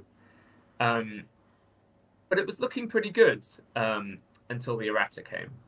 And then, of course, things became more difficult because, firstly, Joe had to just become a recluse for 2 weeks and play, I don't know, 50, 100 games with X-Men to try out all the new characters and figure out which ones he wanted to play. And me and Darren were back to the drawing board in regards to our strategy of we'll play the best stuff. Because half of the best stuff just got made worse, and there's a lot of new stuff that now might be the best. So we had to figure out from scratch what we were playing, and it ended up with Darren on just Criminals. And I switched all the way to Inhumans, having shortlisted at various points. I think I was looking at Avengers, Hellfire Club, Shield, Web Warriors with Defenders. And then in the end, it just landed on the Humans. It was just easier. Yeah, and how did you find Inhumans? Because obviously, as his rightful place is in Guardians of the Galaxy, Daz, Wargaming Dad, that is. I know that he's also affiliated to Black Order, but we also really know that his real home is Guardians. I know, Pat, you've played CGR in Inhumans a lot. How did you find that in terms of not having him in your roster, and what did you do differently, and what other characters did you take to sort of replace that? Let's address the elephant in the room. Right now, for the threat, he is probably the best character in the game in terms of what he can do. Yeah, so I wasn't too sad to go without him, considering I'd just taken him to the York Weekender and he was miserable in the final game. So I was quite happy to take a little break from CGR. But, well, it's just always going to be the case, isn't it, in WTC format? You can't all play with the best models. And as long as one of us has that model and is able to use it well, that's all we can ask for, right? And then I've just got to have a plan for making a good team that doesn't use that model. And that's not too hard, right? There's plenty of good teams out there. They don't all need to use CGR. That's fair. That is fair. And it's good advice to anyone, right? You don't... He's the latest big bad, but that doesn't mean that every single person needs to take him in every single game, and there are definitely counters to him in the game as well. So, yeah. Joe, I want to circle back, if that's okay, buddy, and just talk a little bit more about the Storm versus Cyclops debate. Because I know, for me personally, as most people can gather with the affiliations I've played in the past, which is pretty much Magneto Brotherhood and then into Guardians, I like to murder things. And I looked at Cyclops and I went, ooh, he's really good at helping me murder things. And I think a lot of the community was like, oh, he's really, really good. But you stuck to your guns. You play tested him. You came back to us all and said, guys, I don't want to switch. I think Storm is still the best option for me as a player in the way that I play. How did you go about that? How did you get to that decision? And also, for people that don't know at home, what is that playstyle with Storm and how you play her in X-Men? Yeah, Storm's playstyle is basically the opposite of yours, which is to hide in the corner and not fight anybody at any point, which is what I like to do. I don't want to roll dice. I just want to hide and run away. But Cyclops is, the opposite of that. I think there might be a very good Cyclops roster out there. I think the main point was I tried the obvious thing of putting some X-Men with that Cyclops, and that did not work as far as I'm concerned. It was fighting, but it was just rolling dice fighting. So, for example, Guardians have dice fixing. They have ways of making their dice better or more consistent, or just rolling more of them. Whereas Cyclops X-Men was just running around rolling 5 dices, and then if they did some damage, then getting another power, and then maybe that makes somebody get a charge, like Rogue, for example. So you attack someone with Cyclops, that gives power to Storm, to Rogue, and then she charges, but then she's only doing a 5 dice builder anyway. And that's not a great strategy for killing things. And there may be a better plan for Cyclops, there probably is. But that, when I was testing it and playing it with other people and talking to other X-Men people, the basic plan wasn't very consistent, I didn't think. I didn't think that Cyclops would be able to beat the other teams on the fighting maps, which is the point of having the secondary leader. So the point of him would be, if I draw a Researcher against Guardians, I'll drop Cyclops, and am I going to win that game against Guardians CGR? And the answer is absolutely not, no chance, which is why I didn't want to play him. No, I think that's probably fair. And I think we actually, I think you ended up in a couple of X-Men mirror matches, didn't you? And it was weird. Like as a Guardians player, even though I got thrown to the wolves in the last 2 games, Pat. No, I'm joking. But you seem to really thrive against the other X-Men players, and obviously, you know, for anyone that doesn't know Joe, he is over in the UK scene. You live down in Lincoln. You get to a lot of different events in the north of England. We see him over at Leodis, over at Element, various places. But also, let's not forget, a very good player on the international scene, because you are one of the winners of the TTS League as well. So we know that as a player you're really good, but you just seem to really thrive against those other X-Men players. I'm interested in, what was their strategy? Were they bringing the Storms, or were they bringing Cyclops to the game? Yeah, I played 2 mirrors, and they were both Storm mirrors. So I can't remember. At least one of my opponents had Cyclops as well. I think maybe both. I'm not sure, but they ended up playing Storm. But yeah, I'm quite happy in mirrors. I quite like them in MCP, because I think it sort of, if you've played lots and lots of games, then you get a really big advantage out of it, as opposed to somebody who may have just be picking up the affiliation for the first time. So that's one of the great things about MCP, I think, is that there's so much depth to the game. It's only a 90-minute game, and it seems quite simple, but like I played literally hundreds of games with just Storm X-Men, and I'm still learning things all the time. So there's so much depth to it, so much you can learn and keep learning, that the advantage you gain from having repetitions is something you can leverage when you get into tournaments like this. Yeah, you start to learn about what's possible with the individual characters you've got in your roster, and what you can expect from them. You know, it doesn't, you know, ultimately we roll dice. I know, Joe, you like rolling less dice than I like rolling dice, but you know, there is still a dice element, whether it's a pay to flip, whether it's actually doing some damage to get a push off, or whatever it may be. But you get those reps in, and you do really learn, don't you, what the averages are, and what the expected outcomes are of when a character does X, Y, and Z. So you can go into it and confidently build a game plan and know what it is you need to do and where. And I think, you know, X-Men under Storm are one of those affiliations, I think, that are a little bit more nuanced than maybe point and kill, which, you know, hands up, that's kind of what I do in games as well. So no, really hats off. And you finished, was it 4-1 in the end, I think, Joe? Yeah, so another 4-1 player in the England Lions team. So really, really well done. And again, it was also really nice to get to spend time with you as well, outside of the gaming side of it. So yeah, thank you for being part of it. It was really, really good. Yeah, it was great, and that's what these. Can I make a small remark? Of course you can, Hugo. Yes. Yeah, just about the fact of Joe Manji's extensive knowledge of X-Men, because during the pairing process against you, we had on one occasion the opportunity. We had our X-Men player down, and you guys put down Pat and Joe. And our X-Men player, David, was leaning towards maybe playing the X-Men mirror. But we argued that Joe Manji is one of the most prominent X-Men players in the world. He will know your every trick. So, sorry, David, you're getting Pat. Sorry, David, you're going to die to Pat. Is that what you I think that's the highest compliment someone could be paid, isn't it? That they would rather play Pat than me. So I'll dine out on that for a long time. I would absolutely take that, Joe, and probably live on that more than your TTS League win. Absolutely. I think that's a really, really good one. Mr. Kelso, our criminal syndicate player. I really like Crimson. I think with Daredevil and with Kingpin, you've got it's almost like a dual affiliation within an affiliation, right? Because what Kingpin struggles on, Daredevil can kind of pick up the slack on, and vice versa, to some extent. How did you find your games? Did you find yourself playing Kingpin and the secure game more, or did you find yourself leaning into Daredevil and maybe going more into the attrition side of things?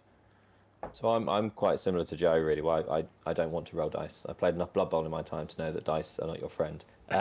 So I think I played Kingpin every game, I want to say. So I didn't feel the need to. I played X-Men once, and it was a thing. If I didn't get my secures, then I'd play Daredevil and just try and murder them. got my secures, then got the win. So I was quite happy with that. Yeah, I'm quite happy with my outcome. I got 2 wins, but 2 of my losses were 15-17. So that's uncomfortably close. And then my big losses against Bjorn, which we won't talk about because it stomped me straight to the curb. But yeah, again, similar. I just prefer playing the objective game where I can, but having that ability to play into something that gives you maybe a bit more leverage than just playing objectives when there isn't the requirement to is nice. I would say I'd much prefer if we could use Claw, but of course you can't because no. Because he doesn't have a leadership, Kelso. No, Come on. No, I know. He's a very selfish leader. And similarly, Murdoch Scientist Supreme, it just isn't quite there really, where he'll fall over, or the leadership isn't maybe as useful as Daredevil. So yeah, and again, it was an easy pivot from Malekith Kingpin to Kingpin Daredevil for me. I've played a lot of Daredevil previously. It was my first affiliation when I started the game. So yeah, it was there, but it was just a backup. It wasn't I'm going to do it regularly. It was just if it was really required, and I didn't think there was a chance of maybe running away with the score. No, fair enough. And this one goes out to the whole England line team really, because obviously we've already talked about how we lost Daz, our Black Order player. We all had a game plan. I think having 2 Murder Ball, affiliations in our roster, plus some control from Daz's Wakanda side. But let's be honest, Daz, Black Panther and his crew were there to make up your other 6 characters in your roster. You were going to be playing Black Order in most circumstances. Yeah, I used to love it back in the day when the gems used to take up a roster slot. I only used to have to take 6 models in the event. Excellent. But I want to talk about and get the rest of the team's opinion on having 2 affiliations or the same affiliation twice in the roster, and how we think that maybe impacted us on especially the pairing process and the games we ended up playing. So just to fill everybody in at home and what happened. So Daz had Thanos, or Wargaming Dad had Thanos with Black Order and some guys from Wakanda apparently. He couldn't make it, so we got AJ, who's a great player from the London meta, really, really nice guy as well. But he was playing in humans, and we weren't in the position that some of the other teams were, where they had the characters and the roster of the guy that was missing. So he had to bring his roster with him. He was part of the UN team. He did have Cosmic Ghost Rider in his list, and as we've already mentioned, when you take Cosmic Ghost Rider in a roster, you're generally building that roster around him. So he was playing in Humans Cosmic Ghost Rider. He dropped his Cosmic Ghost Rider. I'm not sure if anybody in the chat got it right, but he ended up taking Toad, which he did mention he didn't have a 2-threat in his roster. Toad was really good for him for the extract play. But Pat, I want to start with you. And we spoke about at the event how Inhumans are not a bad affiliation whatsoever. They're a very, very good, solid affiliation, especially with the boost to Black Bolt. He's had a really, really nice increase in what he can do. But when you've got 2 of the same affiliation that do the same thing, and the thing they do is really not a specific thing, they're not a massive brawler, they're not a big secure play, they're not a big extract play. People are not generally scared when they come up against Black Order, as they are in the same way as if we had 2 Guardians lists, for example, or 2 Black Order lists. How do you think that affected the pairing process and the games that we ended up getting matched up with? Yeah, it was definitely a bit awkward. I think Inhumans are a pretty good brawling team. I was able to outfight other brawling teams all weekend with them. And I think they can play that game pretty well. But they have quite a lot of weaknesses, I think, against fast scenario teams that want to play more spread out games or want to play pay to flips. And there were quite a lot of X-Men and quite a lot of Web Warriors because of the way the format works. I think people are pretty incentivized to take those affiliations, right? Because they're very good affiliations that don't overlap with other things. And having those two popular, powerful affiliations be suboptimal matchups for both myself and AJ was really difficult, especially when we realized that with Darren's Criminals, we probably didn't want to put his Kingpin roster into pay-to-flipping X-Men. And also, Criminals don't love fighting Web Warriors either. So we realized, okay, we kind of have too many rosters now that all have the same weakness. And it would have been much easier to get solid matchups if we didn't have so many people all trying to avoid the same thing. Because my experience with the pairing process is it's quite easy to get even matchups as long as as long as every player wants to avoid maybe one thing. You can engineer the process to make them avoid that one thing.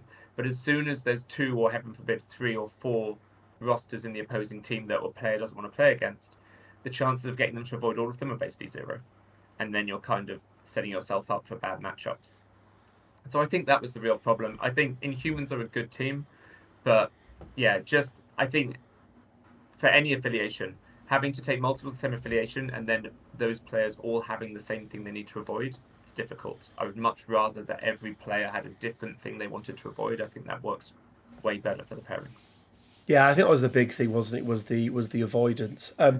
Pat, do you want to talk a little bit about your approach and our team's approach to the pairing process, what we did, what we went through? Because it was very much it wasn't a Pat dictatorship. It was very much a team effort, wasn't it? And do you want to just go through sort of the process we went through and everything else? And the reason I ask is I need to leave for a minute and a half. So you talk and I'm going to go, and then I'm going to come back and go, yeah, everything Pat just said was absolutely right.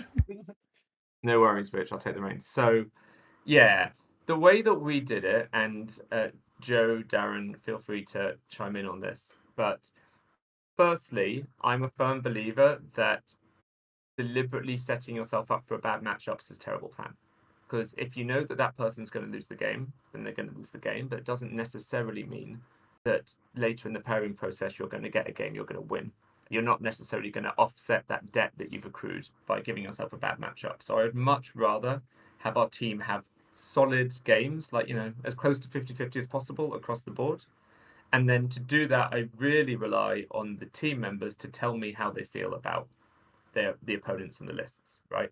We would discuss before each round, we would have a look at the opposing rosters, and I would ask the team, how do you feel about each of these? Even just a quick, for me, all you really need to know is if there's anything you really want to avoid or anything you would love to play against, and we can try and make that work. And otherwise, people just get anything, right? Everything else is close enough to 50-50 that it doesn't matter. How did that work out for you guys? Yeah, I thought it was really good.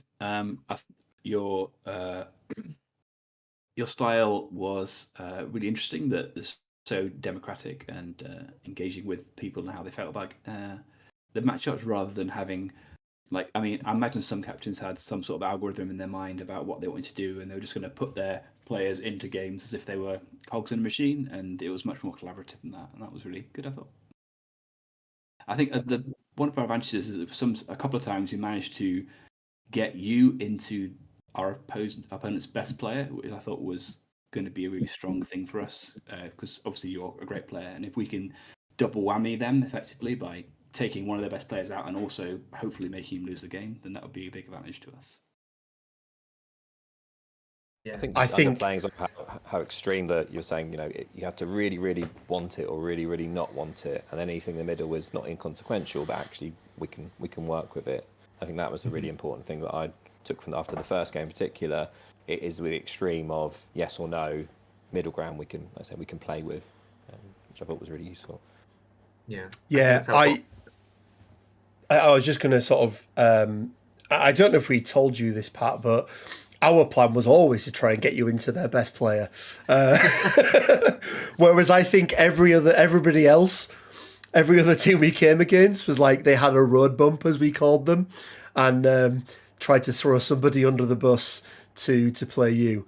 But I don't know what everybody else said, but I will say that Pat was very, very fair with the pairing process. He took everything on board. I said, I think on one occasion in the early games that I didn't want to play the Guardians player, which was probably wrong.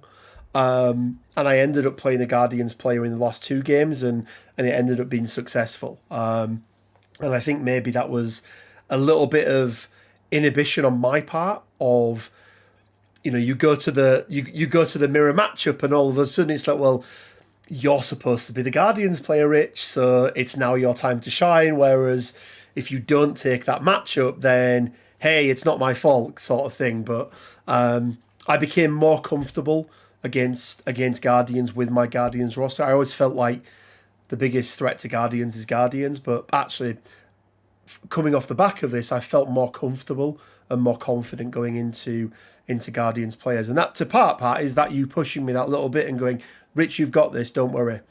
My favourite moment of maybe the entire weekend, other than Saturday night, which was absolutely amazing, was the look on Pat's face after, I think it was our second game, and we'd already finished. We'd already won the game 3-1.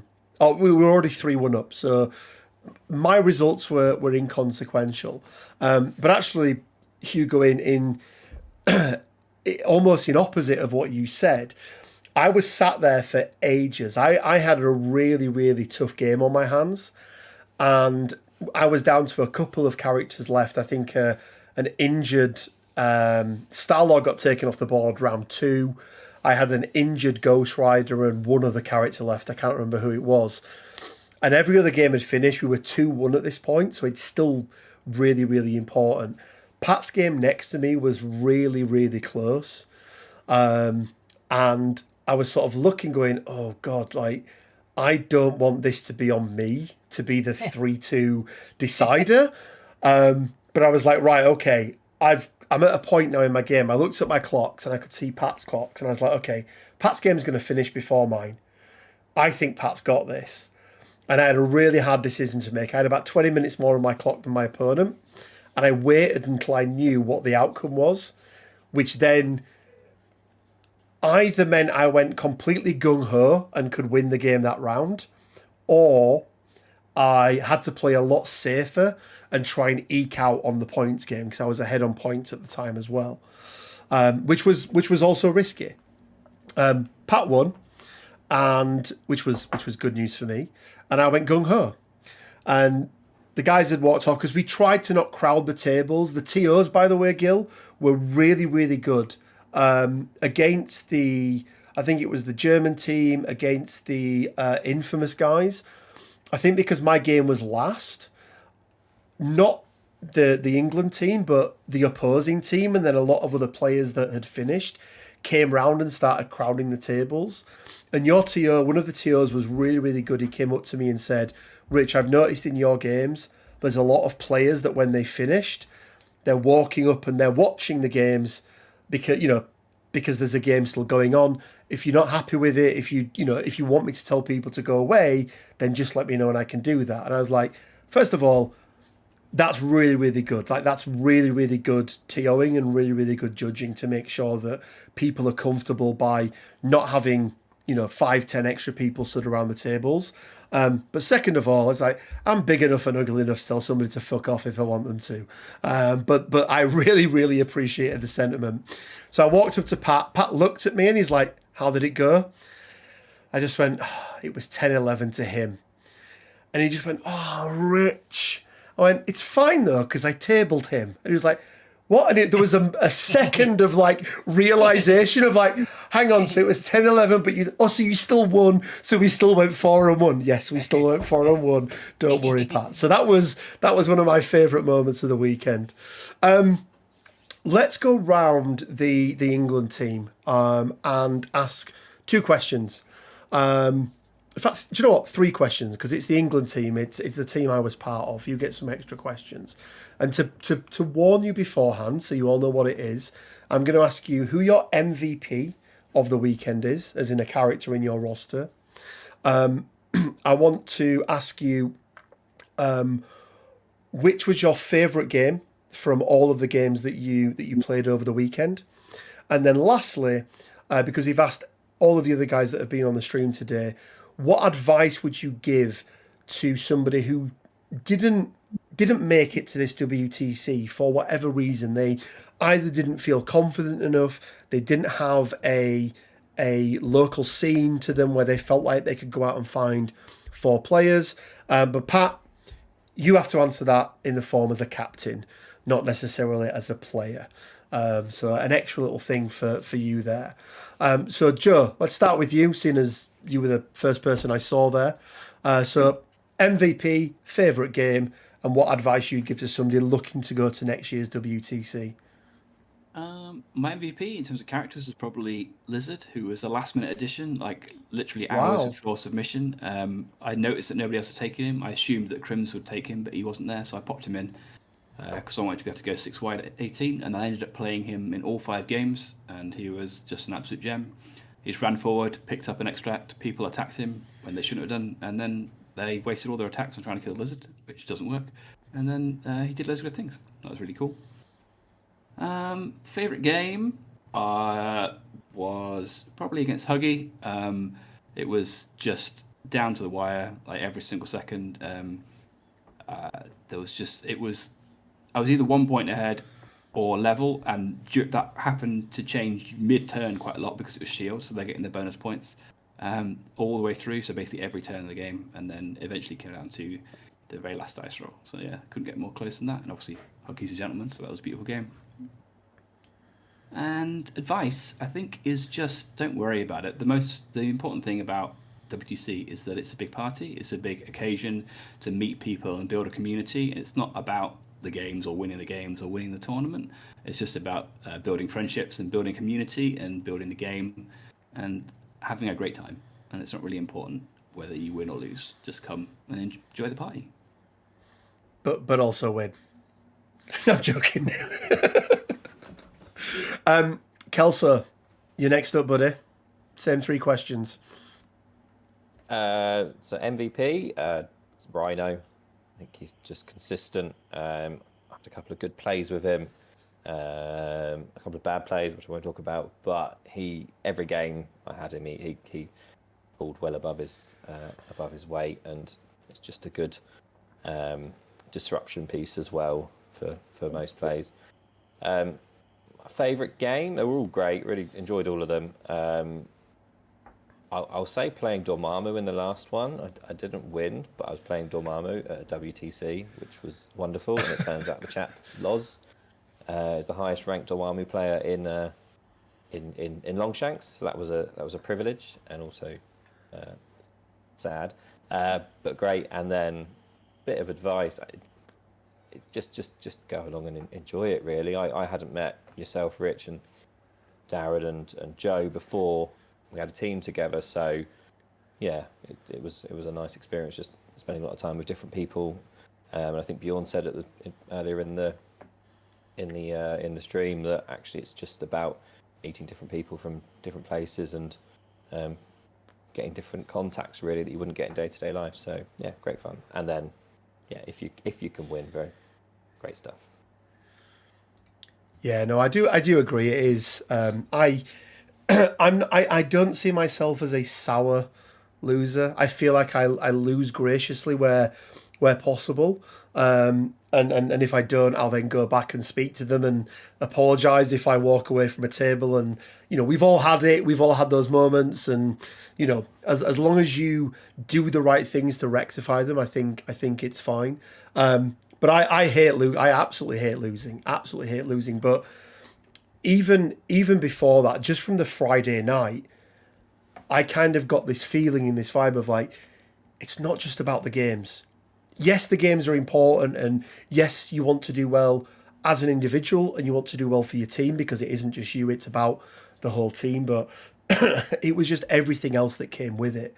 As somebody who's never been part of a gaming community before, has never attended an event outside of the UK, I was just blown away by how approachable every single player was. Even if you didn't know them, you could walk up to them, introduce yourself, and before you know it, you're 15 minutes deep into why Cyclops is better than Storm, or why Dormammu should never be played, and there was no animosity. It was just such a good group of guys and girls that were out there playing the game. So Joe, love to see that you're still drinking, by the way. A lot of time for that.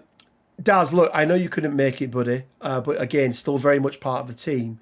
So whilst you can't answer the first two parts of the question of MVP and your favourite game, but what advice would you give to somebody who was thinking about, do you know what, I want to make a team. I want to make a team and I want to go out there and get 5 guys. What advice would you give to them?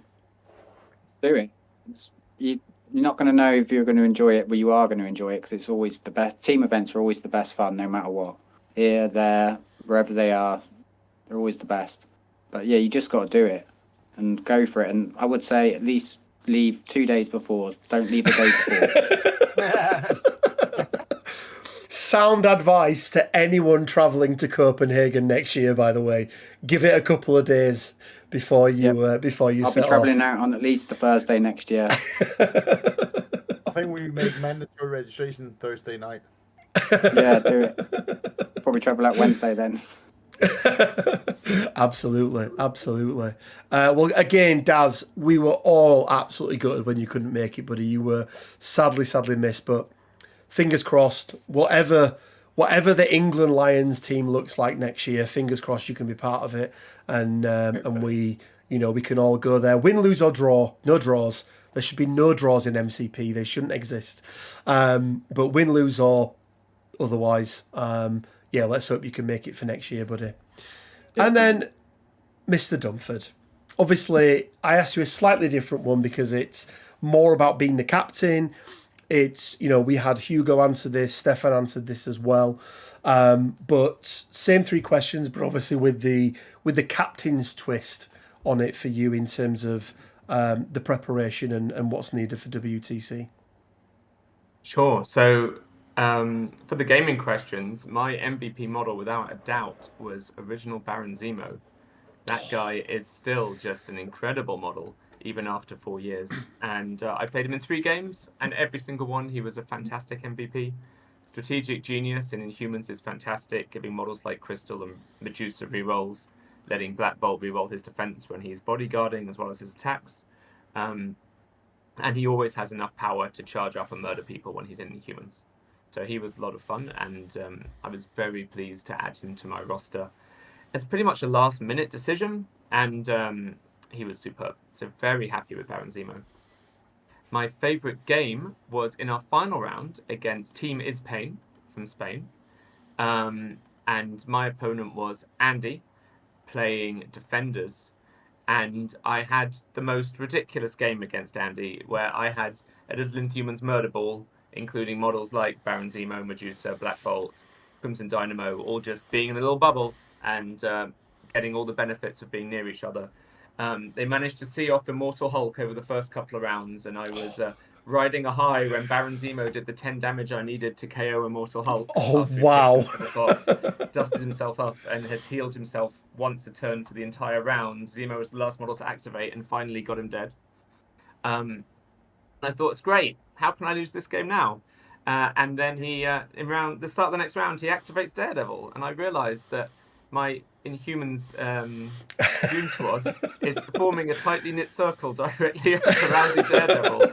Daredevil's holding a hammer, and he gets 1 extra dice on his area attack for every model that he's in range of. And suddenly he's rolling like 12 dice into every model in my team, and they all die, and I think I can never ever win this game. So I go from how can I lose to how can I possibly win? And through a series of unlikely events, I managed to do exactly what was needed to stay in the game, and then eventually get the game back in my favour. Once again, thanks to Baron Zemo, murdering Amazing Spider-Man. And through it all, Andy was a fantastic sport, right? He was cheering at the same times that I was. He was commiserating with me when things didn't go my way, and we were both laughing all the way through the game. So that's really what made it so memorable for me. No, excellent, Pat. Excellent. Thank you very much for that. Advice on being a captain.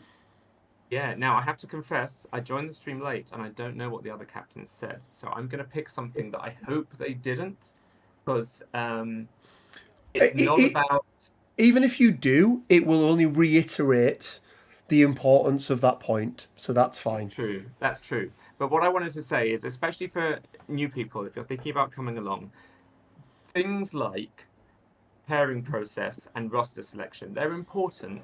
But you know what? The captain doesn't need to do that stuff. They're glamorous, but they can be a team effort and anyone can do them.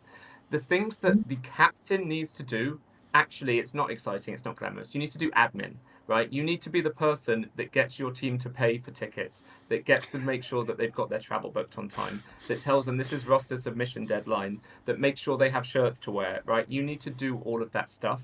And so if you're a group of friends forming a team, just make sure someone responsible is your captain, right? You can collaboratively do all of the game stuff, and you can collectively do all of the stuff about morale. You know, you can cheer each other on and you can make each other happy and glad to be there, but just pick someone who's willing to do the boring jobs behind the scenes and make sure that the team can actually get to the event in the first place.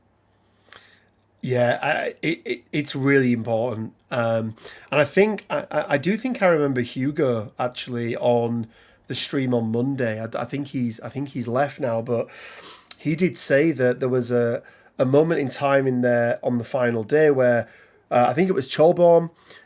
He, and apologies if I'm butchering his name. If you're watching or you ever see it, I apologise. But I think he was going to be late.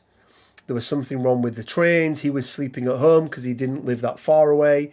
And he turned around and he said to Anders, he went, "Look, my headspace is not in the pairing process right now.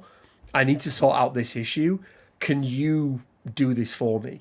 So I think that ended up becoming a team collaboration thing. So yeah, absolutely. And yeah, look, you get great shirts like this with your name on the back and little symbols and Captain Carter on the front, that Kelso's also rocking as well. So yeah, thank you for that, Pat. It's it was really, really good.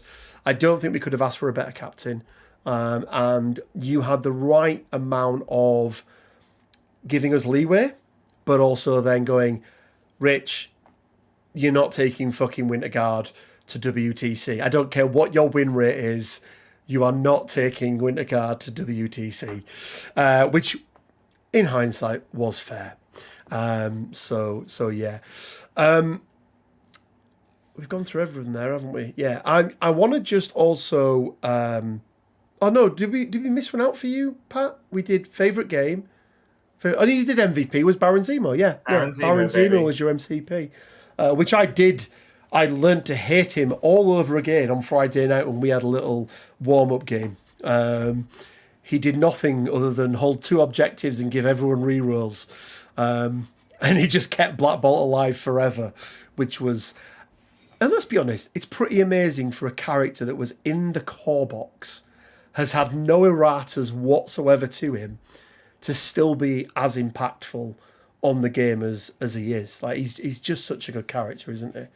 So anyone that talks about power creep and everything like that, original core box, Baron Zemo, one of the best 3 threats in the game, just does absolute work. Long movement, rerolls, survivability. What's not to like? Long move charge, right? I think one of only 2 characters in the game, long move charge. Sam being the other one. I think that's right in saying.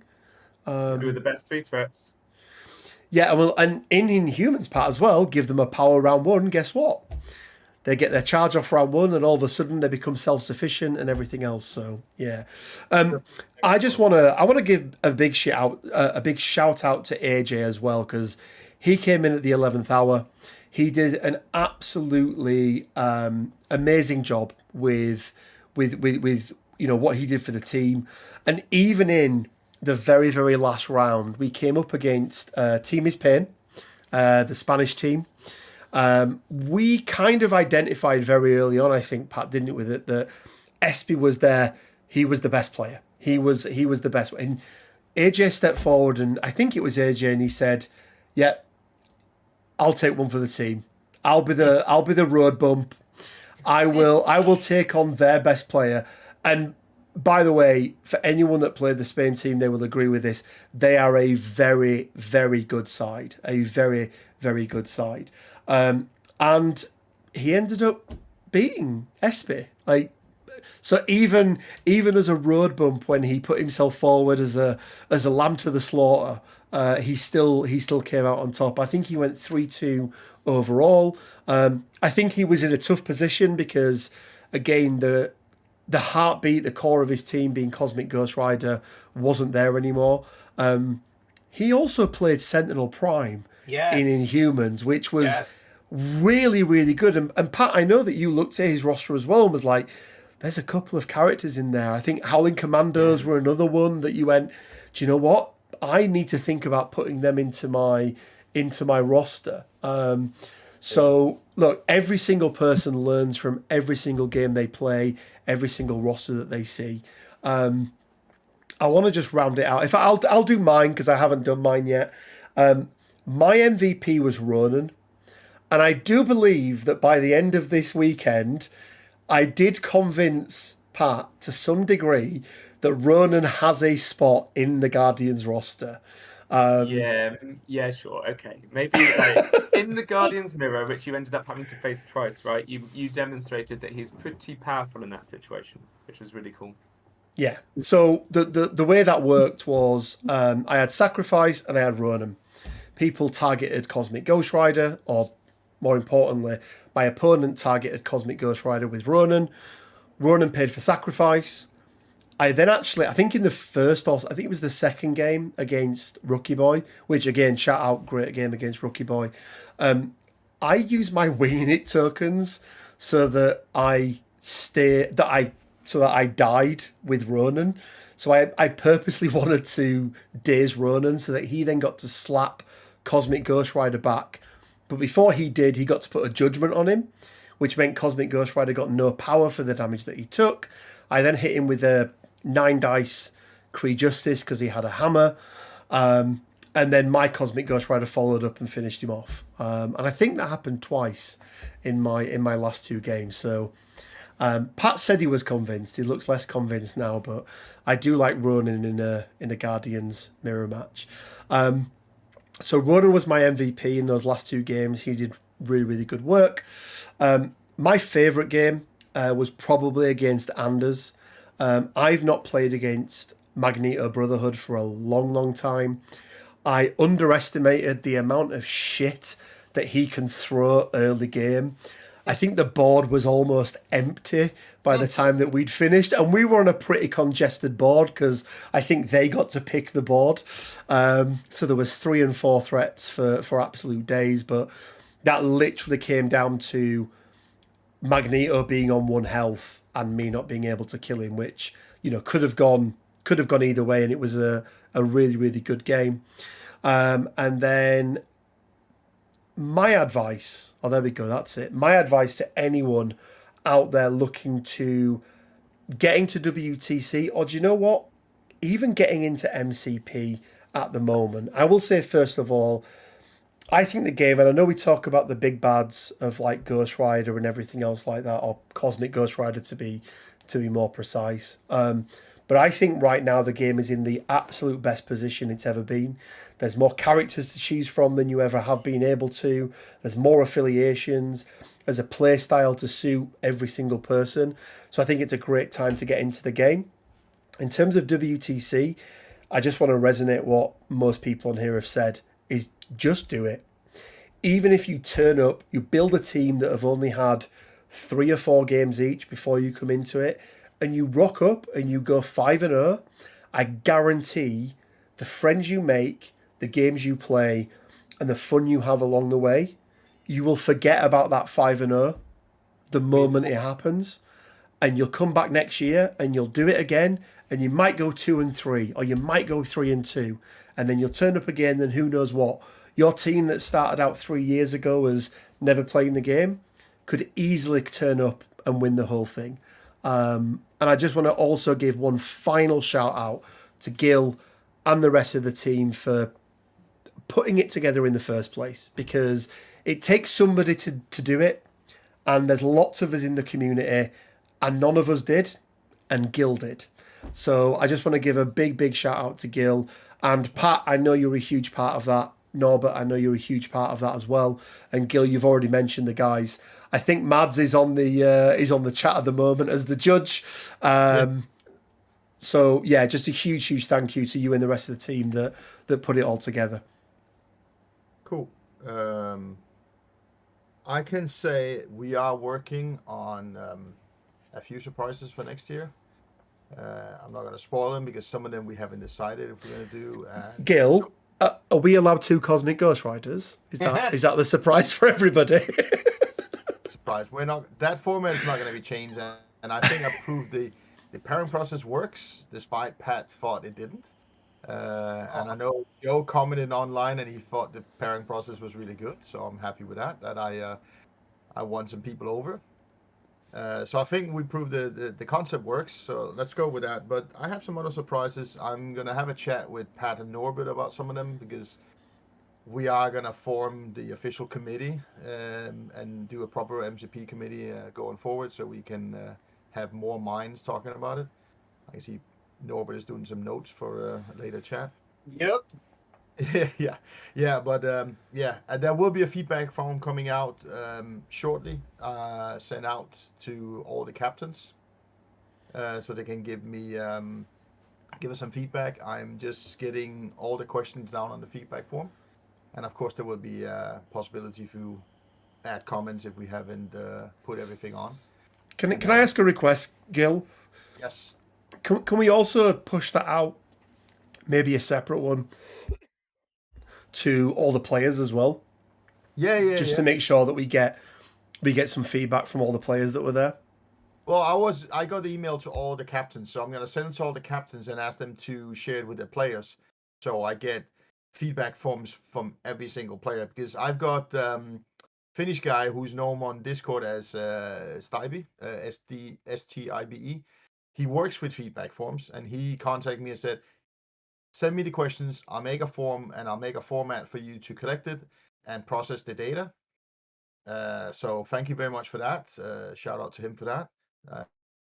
I really appreciate it. So right now I've got the feedback form sent to Pat and Norbert, so they can look if anything I forgot. I sent it to my local group here. And once we put all the questions we think need to be on that form, and of course there'll still be a comment section, so if we forgot something, you can put that on. Once we got that, I'll email it out to all the captains and ask them to share it with their players. So we should be getting 155 feedback forms back. And a lot of it might be the same. And even if the feedback is, well, everything about this was great, about this was great, this thing was good, but if you do this, I think it would be better. I mean, as long as you just keep it constructive, everything is good. And then we'll take it all in and look at it.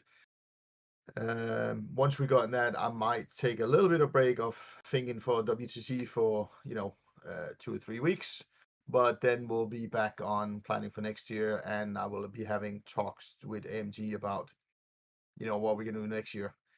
I've already got a suggestion about making the painting competition do like a team thing where maybe three people collaborate on do a piece or something, and we can get Dallas Kemp involved as a judge or something. I don't know. It's all ideas. We're looking at that, and yeah, and then I'm hoping to have 1 or 2 surprises for next year. That's going to be interesting for you people. Yeah, that's all I got for now.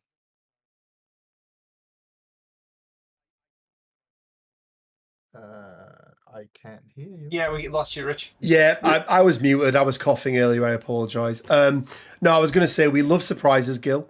I feel like I can speak on behalf of everyone on the call, everyone that attended, and the entire community to say thank you. We really appreciate it. It was an amazing event, and yeah, really looking forward to next year. Cannot wait. Neither can I.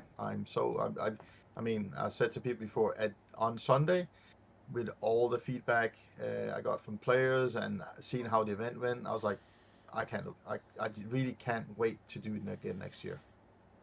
Yeah, I think I said it once and I'll say it again. The sign of a good TO is when there is an absolute shitstorm happening in the background. In this case, a literal storm. And as players, it didn't affect us when we were playing our games. And I think that's testament to you and the guys and everything they did. So from me, and I think from everybody else, thank you very, very much, Gil. Really appreciate it.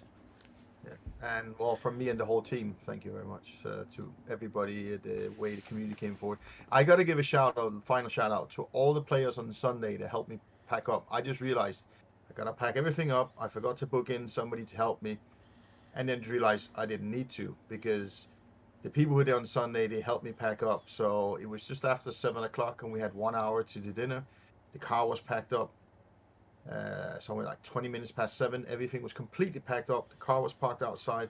I didn't stress. I packed 10% of it. The rest was done by players. I could just organize, pick up the trailer and the car and everything. That's super cool. Yeah, and then we walked up to dinner and everybody was happy. Nobody was stressed. It was just, yeah, cool. And there was a couple of guys had the final game in. Pat and some of the Americans had a final game, so we had to wait for them to pack up the last 2 tables. Pat, I'm intrigued actually. I had to leave because, and I'm glad I did when I did, because the airport going through security was a bit of a shit show. How did that game finish with Jacob? Well, let's just say I'm glad that it happened after the event and not during it, because I got smashed. It was totally one-sided. You did say though, you went, I've not played Wolverine the whole weekend. I feel like he needs to play. You were asking me what you should do at points during the game to go, Rich, should I murder people or should I walk away? And obviously my response was murder, as it always is in gaming, not in anything else. So yeah, but that's fine. That's what warm-up games are for, Pat, right? Or cool-down games. They do say, don't they, during sports you need to warm up and you need to cool down, so that's fine. Yeah, well, my dice definitely cooled down. What can I say? Also, guys, and it wasn't an official thing. There wasn't an award for it. Gil, again, real-time feedback. I'd like to see this as something for next year, even though I know it's a team event. But huge congratulations to Pat as the top player of the entire event as well. So, Pat, really, really well done on that. Again, up against some stiff competition. There was quite a few players that went 5-0. So yeah, really, really well done on that one as well.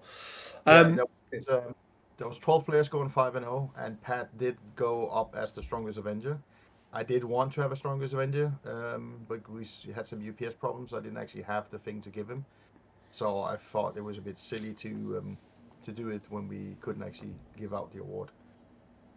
But Pat is the strongest Avenger at WTC 2023, so congratulations, Pat. Hey. That's a target on your back for next year, Pat. There you go. Maybe make an award to whoever beats the strongest Avenger might get a little thing. Who knows? We've had that before in tournaments where we put bounties on the top 3 most winning players or something, the head honchos. So we'll put a target on back of yours and second and third. My one greatest relief in all of this, because Pat, it seems like every time we've been in an event together, in round like 4 or 5, I've ended up playing against you, and you've ended up beating my winning streak at that time. Because generally, if you're playing Pat, you've gone something and right? That's generally how it works. One of my greatest reliefs, and one of the things I didn't have to worry about this weekend, was at least I don't have to play Pat. That was quite a relief. That was quite a relief. You challenged me to a game on the Friday night, Rich. Oh, no. I'm fine with casual game. No, that gave me the motivation I need. I got rid of all my bad dice, Pat, by the way, against you. That just wiped the slate clean in terms of bad dice are gone. Nothing but good dice from now on. So, yeah.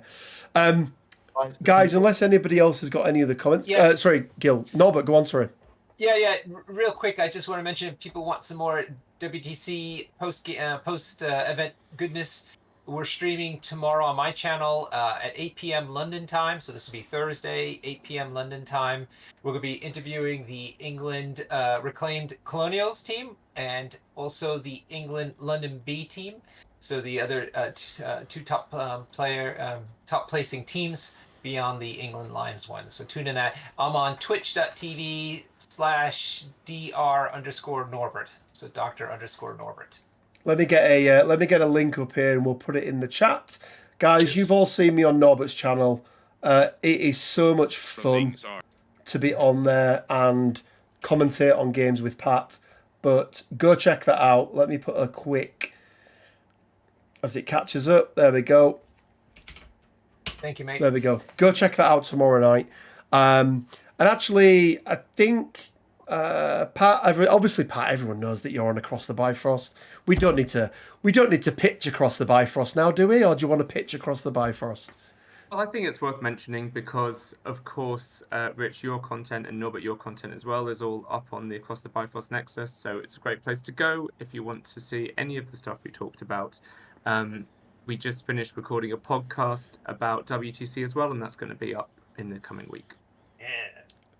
Excellent. And I will say to anybody who is thinking, I wouldn't mind doing some content on MCP, reach out to Pat, reach out to TT. They, Across the Bifrost, helped me as a channel get what I do out to more and more people. It is a safe zone. It is the what's the hotel in the John Wick series called? The Continental. It is the Continental of MCP content. Don't worry about putting your things on there. People, it will just help you get out to a much, much wider audience and people who you may not have been able to reach out to before. So yes, as well as the great podcast and YouTube show that you guys do, big thanks to you, Pat, as well, for the Across the Bifrost Nexus. It's a great repository of all things that are good in MCP when it comes to content. I think, Excellent. Orbit, we are going to be on Professional Casual Network as well tomorrow. But that's going to be like midnight European time. Oh yeah, it's like 11:30 London time. Yeah. So, but I think it'll be a lot of the same we've done already. So if you've seen Monday with Norbert and today, I think a lot is going to be the same. But they're going to ask also the American angle, I guess. But yeah, if you missed some of it, we'll be on there again tomorrow, and then I think we're all interviewed out. Absolutely. And guys, I've got my Cuts game tomorrow, 12 p.m. or 12 midnight UK time. I think I can't remember who's streaming it, but it will be streamed. There is a judge apparently, and I now have the confidence to go into a Guardians mirror match with Guardians. So potentially see a Guardians mirror match tomorrow night. Thank you to everyone that's joined me. I have to remember names now. Let me start with the ones that are on screen because that's easier. To Norbert, to Gil, to Joe, to Kelso, to Stefan, to Norbert, to Wargaming Daz, to AJ who couldn't make it, to Anders, to Bjorn, and to Hugo. Thank you so much. You forgot. I said Norbert first. No. I said Norbert twice, but not Pat. You're blocking out Pat. What's with that, Rich? Just like regress memories of him beating me every night. Did I say Pat twice then, really? Oh, I said Norbert twice. Yeah. Pat, I'm so sorry. Well, I was leaving him until last. And then lastly, to our captain, my captain, Mr. Pat Dunford, thank you very, very much. But no, really appreciate it, guys. Thank you for joining me, especially to Gil and to Norbert. You guys have been here for 3 hours. I'm a quarter of the way into a bottle of whiskey, so I feel like I'm not doing too bad. Maybe I should go play my Cuts game now, because apparently alcohol increases my performance. Gaming. So yeah, thank you guys for joining me. Really appreciate it. To everyone at home, go and check out all of these guys' content. Go and check out the WTC page on Longshanks. You can see all of the rosters. Check out Across the Bifrost. Go see Norbert on stream tomorrow night. And we'll hopefully see you guys next time. Take care. Bye for now. Bye-bye.